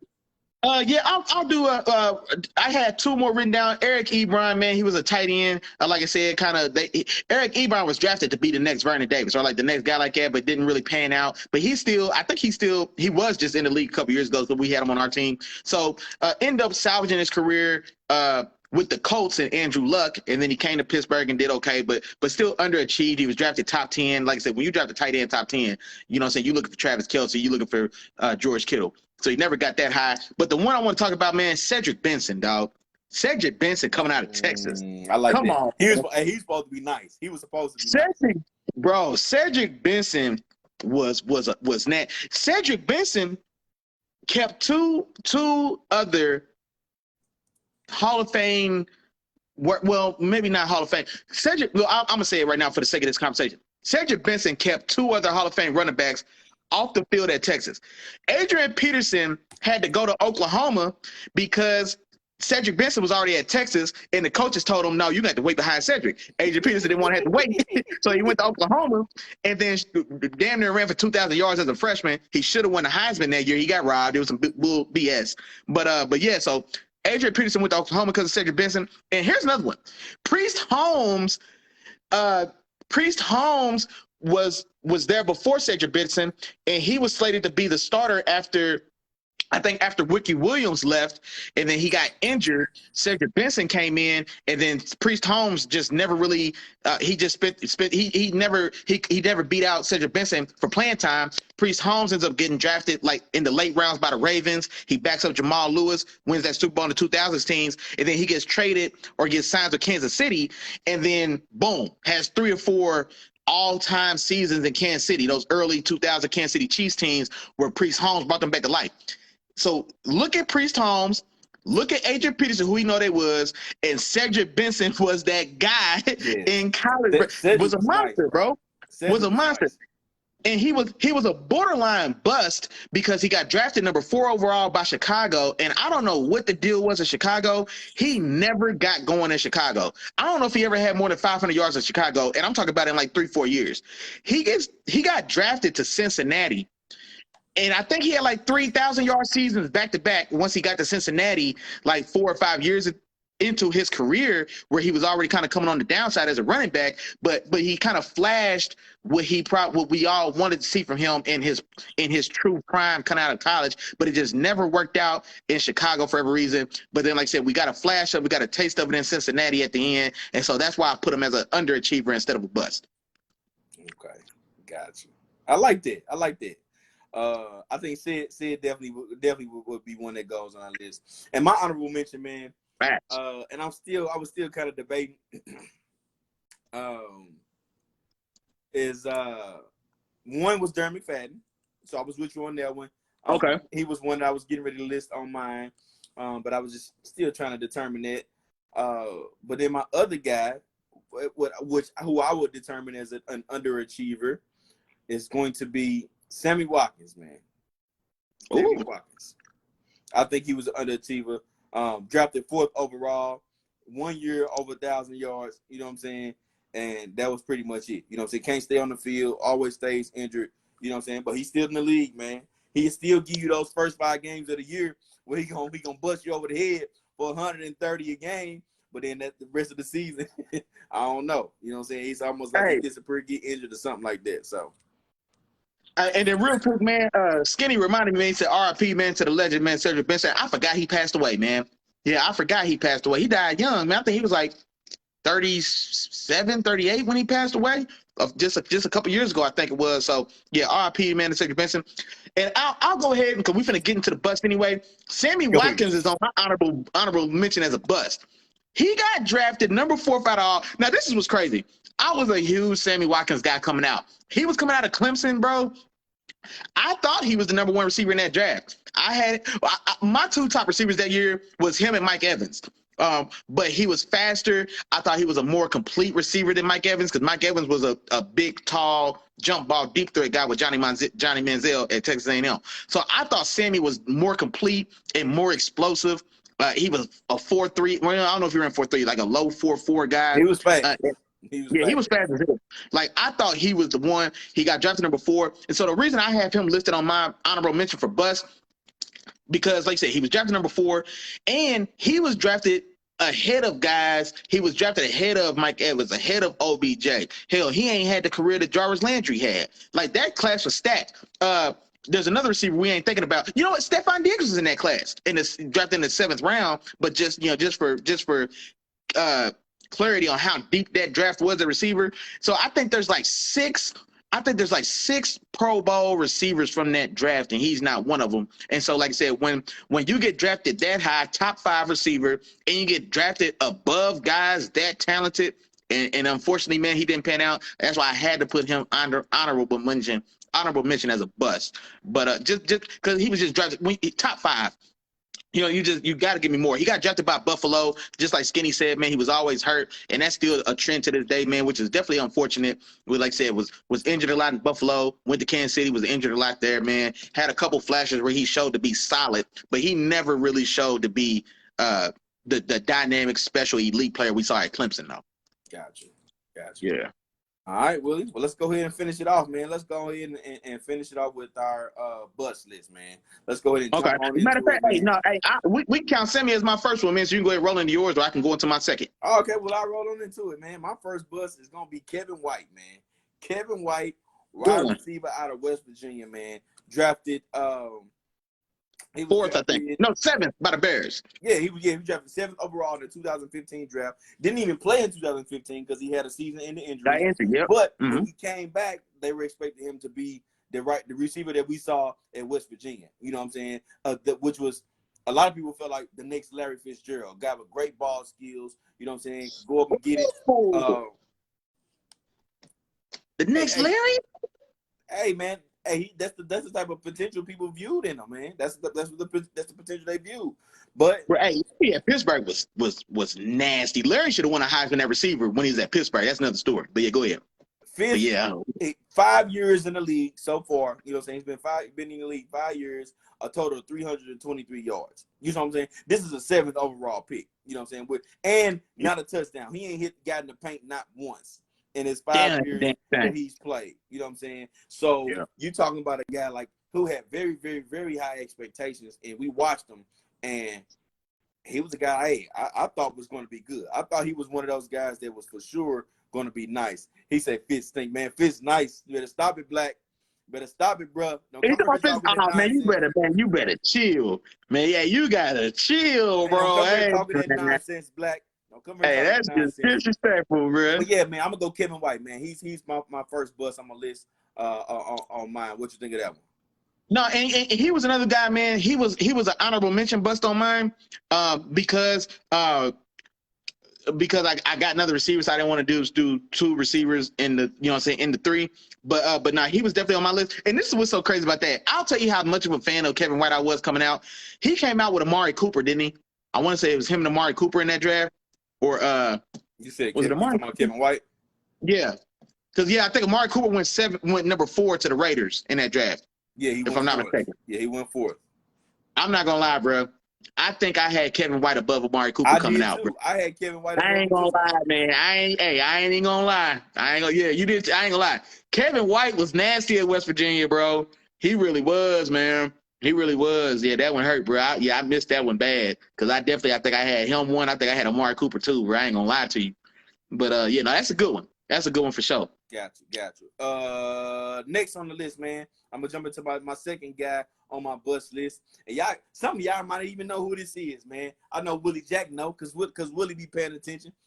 D Milliner. All right. Oh man, yeah. DB from LSDBU. You know what I'm saying? D Miller. Hold on. So D Milliner came into the draft 2013, right? I think he's number 9. He from Alabama. That's where we go. It's Alabama. Alabama, not LSU. Excuse me, Alabama. So he drafted number 9. Yeah, number 9. Yeah. Right. And in the 2013 draft, and just to give you some, idea, also in that draft, you got guys like Tavon Austin, Sheldon Richardson. You know what I'm saying? Oh, I do remember that draft. Yeah, Dante Fowler was overdrafted in that one. You know what I'm saying? Eric Reed. You know what I'm saying? Kyle Long, Tyler Eifert. Desmond Trufant. Xavier Rose, like just Deandre Hopkins was drafted in that draft. Okay, and the reason I'm throwing those names out because those are guys that are all still playing. Okay, you know what I'm saying, still playing. D Milliner played 3 years and was out of the league, completely out of the league, man. You talking about a guy who even when I watched his film and I tried to figure it out, like what's going on, what happened, he had some nice film. I thought he was gonna be a true. He had the potential to be a true lockdown corner, but it just didn't pan out for him, man. It didn't work out for him. He had a rough rookie season, and then from there it just went downhill for him, and he didn't last in the league too long. So D Milliner is my second bust on my list, man. DB supposed to be nice, end up being not so nice, man. So that's why I got him. That's my second guy. No, and I agree, man. He was another guy that I wrote down in my honorable mention. And I was thinking, you know who I just confused him with? Another guy that I almost put on my list is almost the exact same. No, he did a little better, but Mo Claiborne from LSU. Okay. Mo Claiborne for LSU, who was Patrick Peterson's protege. So when Patrick P was coming out, Maurice Claiborne was the receiver on the other side. I think he was like a year behind him. But D Milliner and Maurice Claiborne had kind of similar paths. So I think Mo Claiborne lasted a little longer, had like one or 2 seasons where he looked respectable, and then D Milliner didn't even have that. But just like you said, bro, D Milliner, bro, he had good size. I think he was about 6 foot, about 190 pounds. He had, he had pretty decent speed. He was like a 4.4 guy. Was all conference, all SEC at Alabama on one of them championship teams. So just like you said, no idea why I did. I mean, it just didn't come together for him, man. So that was a good one. That was a good call, D Milliner. That was a good call. Gotcha. Yeah. So okay. Run me to your second one, man. This is where I'm gonna go. We already talked about Sami Watkins. Man, and you know what? I'm gonna go ahead and say this guy. We kind of talked about him. I mentioned him the other night when we was on the phone.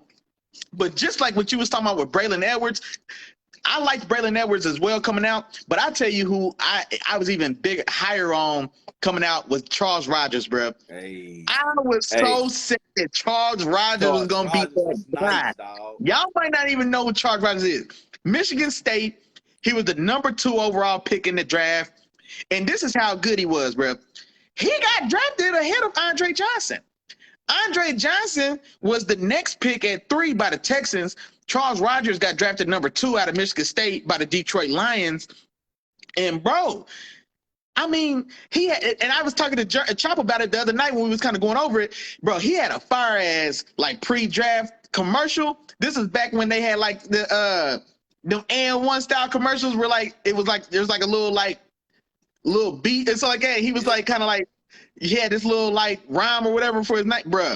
He was a fool, bro. He was a fool. Skinny said shattered all type of records at Michigan State, bro. I think he might still have those records.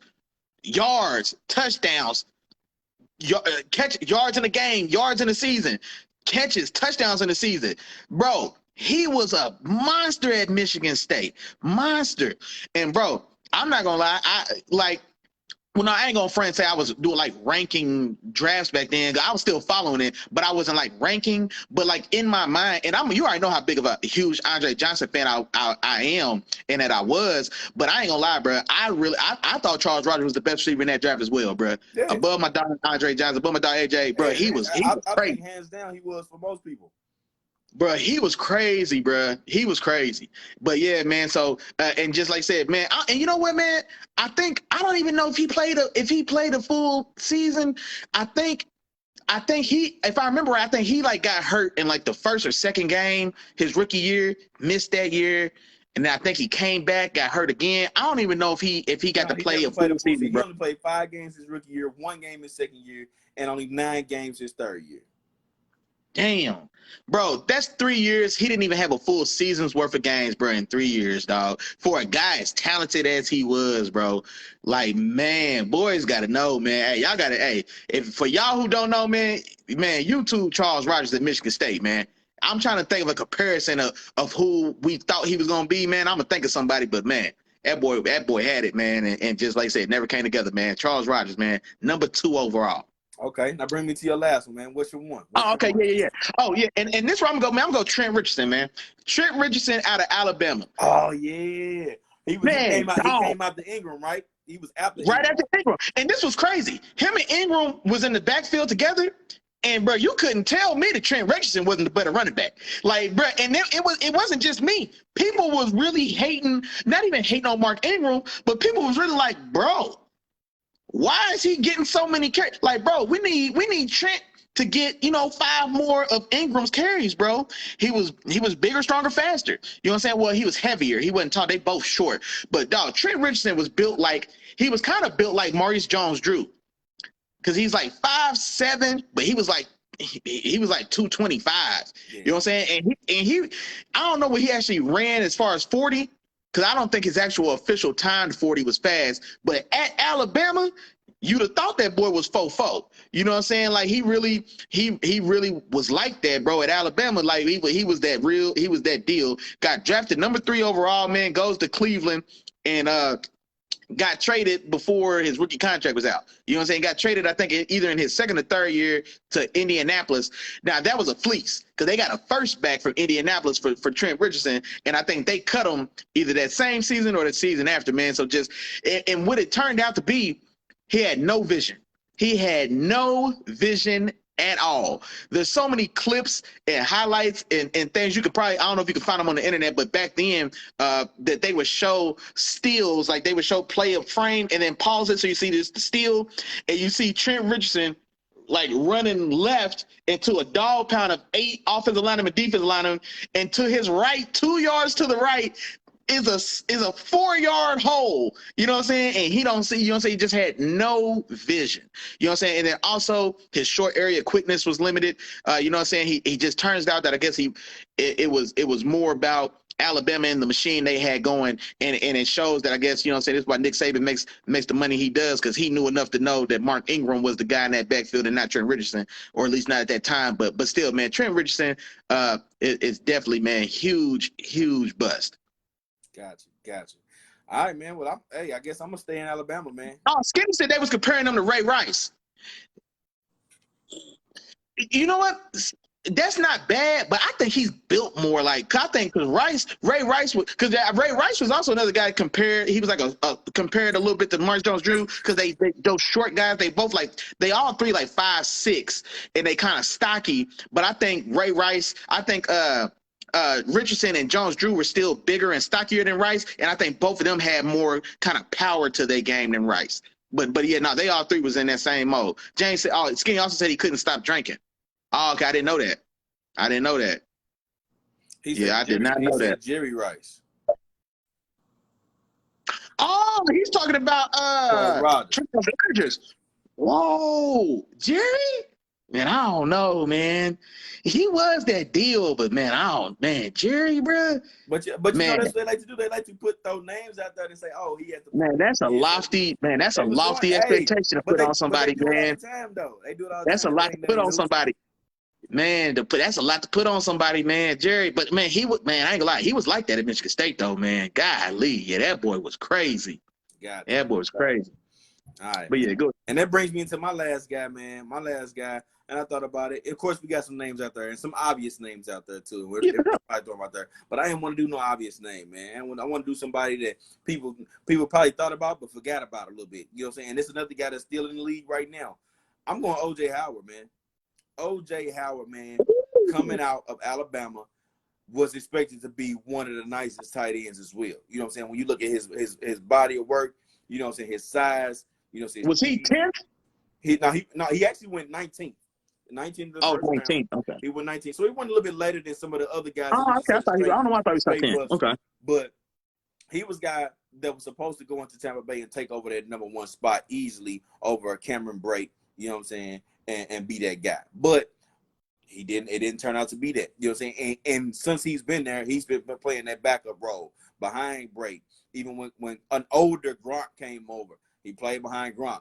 Now he has the opportunity now, and it doesn't sound like he's taking over that starting job. It sounds like they're going to be looking for another guy to move forward and take over that position, man. So OJ Howard is my guy who I feel like was a straight bust because I thought he was going to be a lot better. I think people were expecting him to be a lot better than what he was, and it just didn't pan out their way, man. It didn't pan out their way. So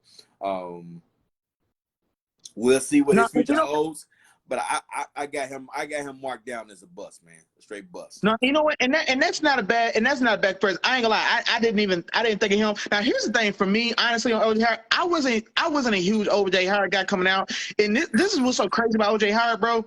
If you look at his college production at Alabama, he didn't even get off at Alabama. He got off in the national championship game. Like, because honestly, the way they offense is set up, they really just didn't use him. So it always looked like he was just a bad fit. Like, he's like 6'4", 240, but they had him as a blocking tight end. You know, so they ran the ball hella in. But he got off. It was either the SEC championship game or maybe even the national championship game where he like exploded for like, I don't know if it was like 6 catches for 100 yards or 2 touchdowns or 8 catches for 150 yards. He had like one standout crazy game, and then everybody said, oh, man, look, this is who this guy's supposed to be. This is what he could be. Alabama just didn't use him in offense, woo-woo. And so I think he was a victim of, like, he got hyped and got overdrafted. Now, that ain't his fault, but I think I wasn't a huge O.J. Howard guy. But you're right, though, bro. Like, I never understood how he didn't beat out Cameron Brate. And then just like you said, when they brought over Gronk, and then and this is the thing too, the Patriots actually tried to trade for OJ Howard. Like when they released Gronk and then Gronk signed with Tampa Bay, the Patriots tried to trade for OJ Howard in return, and Tampa Bay wouldn't let him go. Tampa Bay wouldn't trade him to New England. So it made me think, okay, he's going to be something, and he never got off the bench. He still played behind Brate, and then we've still never seen him. But no, that's a good one as well. Yeah, first round guy, top 20 guy, and man, yeah, just ain't never got off the porch. It don't feel like. So no, I dig it. I dig. That's a good name. That's a good name. Give me some honorable mentions, man. Real quick, I'll go. I'll go Kellen Winslow Jr. He was another one of these tight ends, man. Drafted top 5, or no, he was drafted number 6. Number 6 went to Cleveland. Son of all-time great Kellen Winslow Sr., who actually played college at Mizzou. Was famous for being part of Dan Fouts and that the explosive offense for the Chargers in the 80s. What was the name of that offense? Eric Coryell, man. So Dan Fouts, Don Coryell, the coach and offensive innovator, and Kellen Winslow, and then what's that receiver? I think they call him Bambi, the receiver on outside. Anyway, they had a 3-headed monster, man. So he was the son of Kellen Winslow. He's a junior. He also played tight end. So that's a lot to live up to. Now, here's the thing about Kellen Winslow. Kellen Winslow was part of those legendary Miami teams. He was the backup tight end to Jeremy Shockey, dog. Matter of fact, yeah. Shockey was one of the ones, boy. Hey, Shockey was Kittle before Kittle. Shockey was Kittle before Kittle. Y'all boys better do your homework, bro.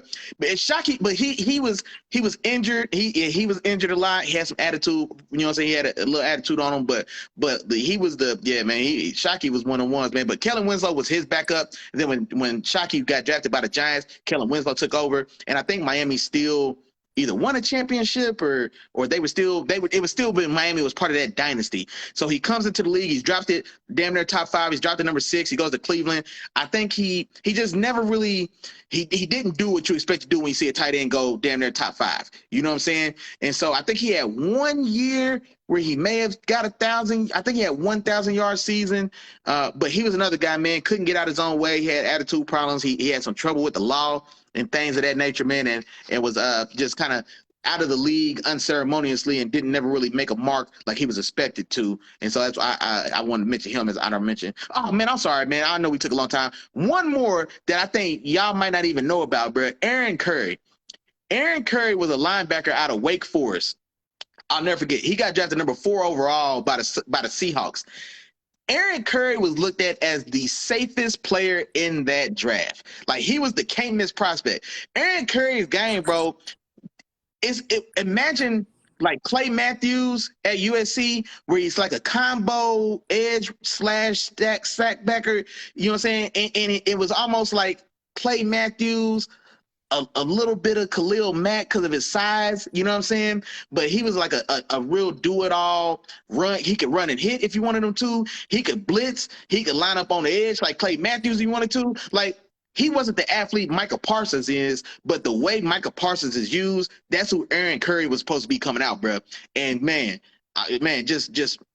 yeah, I don't know, just never worked out, man. I think they tried to force him into the lineup a little bit, but he got traded real early, man. A top 5 guy, and never really panned out, man. But yeah, Aaron Curry, man. If y'all know, man, if y'all go back and look at it, man, that boy was supposed to be one of them ones, and yeah, didn't even make it 2 seasons. Gotcha. Let me mention some of my honorable mentions, man. And me, hey, I'm gonna tell you right now. I suffered some rough seasons, man. And while I was as a St. Louis Rams fan, man, so I could tell you about some busts. You know what I'm saying? I could talk to you about Tavon Austin. You know what I'm saying? It's supposed to be super explosive. I can talk to you about Sam Bradford. Now, Sam Bradford had some skills, but he just couldn't stay healthy. Couldn't stay on the field. Yeah, I think he would qualify as an underachiever. Yeah, I think, yeah. I can talk to you about Adam Kerrigan. A lot of y'all probably don't even know nothing about Adam Kerrigan, man. A defensive end out of Nebraska, drafted him. Ah, you right. Yeah, 13th overall in the first round. He got 9 career sacks. Glenn Robinson, left tackle, or was the left? Greg Robinson, left tackle number 2. They drafted him before Aaron Donald, just so y'all know. Yep. Number 2 overall. That boy got in trouble for playing dirty. You know what I'm saying? He was one of those guys. He was a bust. You know what I'm saying? I could go down the list of busts for the Rams. You know what I'm saying? It was one thing St. Louis do is draft busts. I give you that.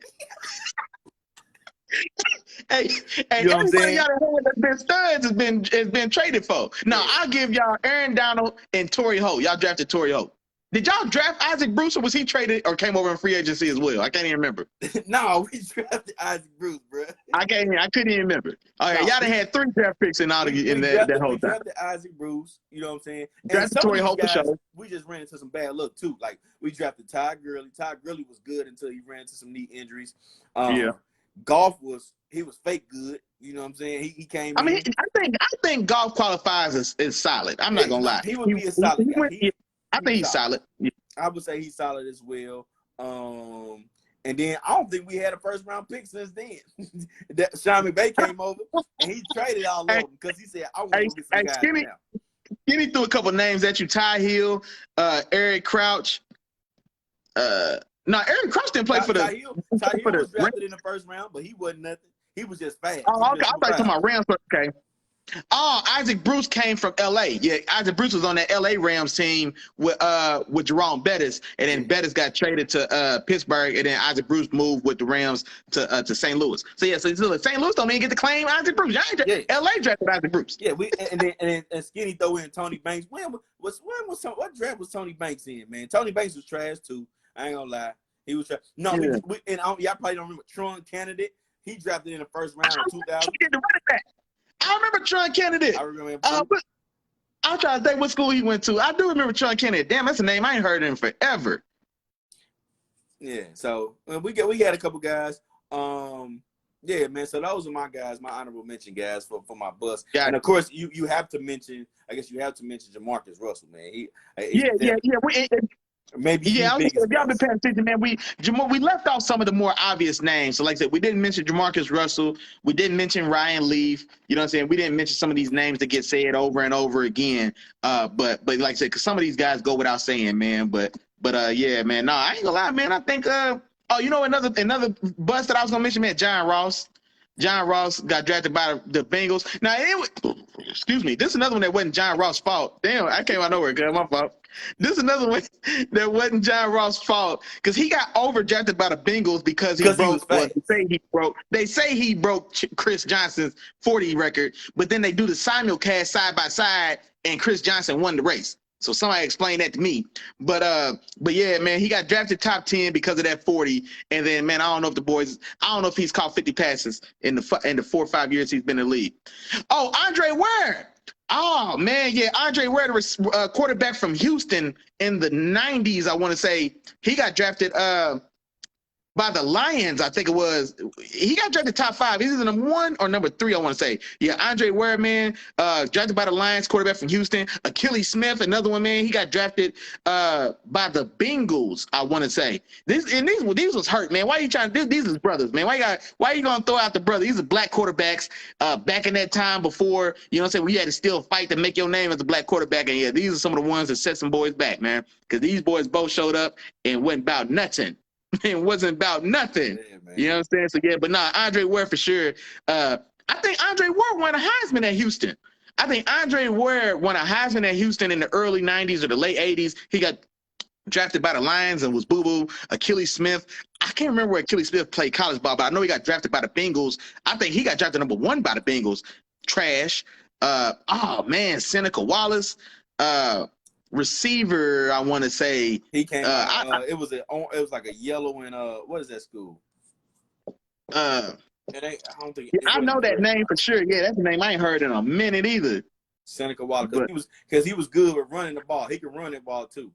He was a backup. He was a backup in Seattle for a while.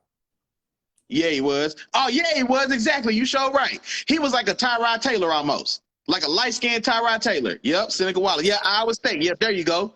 Yep, Iowa State. Yeah, he was like a light-skinned, light-skinned Tyrod Taylor, bro, for real. Glenn Dorsey's another guy I was gonna mention, man. Glenn Dorsey, when he's coming out of LSU, he was moving boys.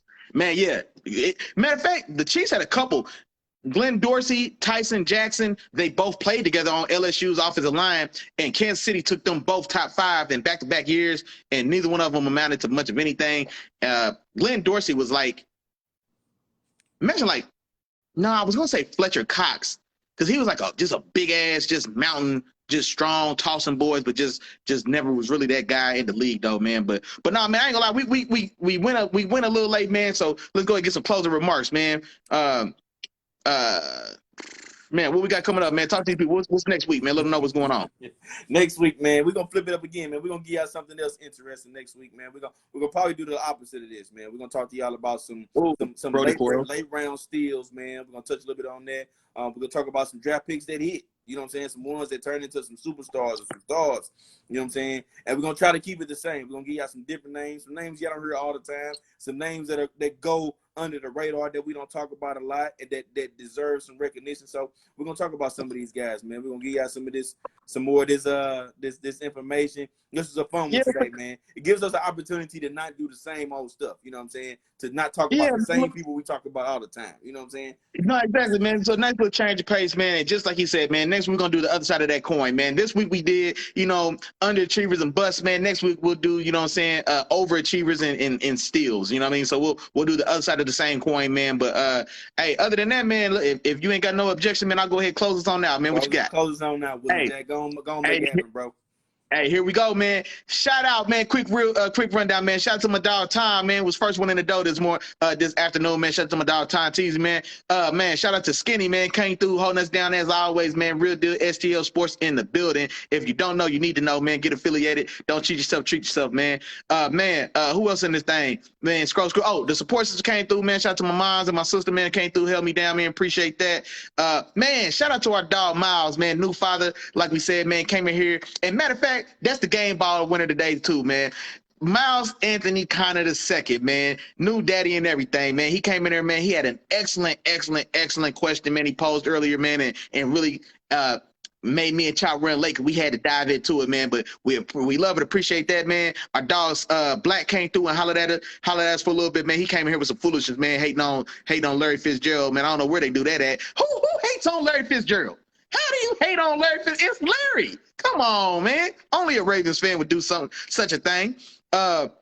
Man, I'm sorry, man. Hey, y'all already know what's going on, man. If I forgot to say your name, charge to my head, man. Don't charge to my heart. You know we was thinking about you, man. We appreciate all the love, man. Appreciate everybody came through and rocked with us, man. You was here for a minute. You was here for 30. You was here for an hour, man. You was here for the whole top to bottom for 2. Hey, we appreciate the love all the same, my boy. Y'all already know what's going on, man. Y'all know where to catch us, man. We ain't gonna be nowhere else. Wednesdays at 7 o'clock, we right here, man. Giving it to y'all like we always do, man. Appreciate all that, man. Like I said, catch us right back next week, Wednesday, 7 o'clock. Same bad time. It's a different bad channel, man. You know what's going on. Love as always, man. Stay down till we come up. We still got big things in the works, man. We trying hard, man, to meet our own personal deadlines and get this news out to y'all, man, and get everything cracking, man. Like I said, we trying to go to the next level. And you know if we go, we taking y'all with us, man. So stay tuned, stay locked in. We will be back Wednesdays at 7 o'clock, man. Holla at your dogs. Peace.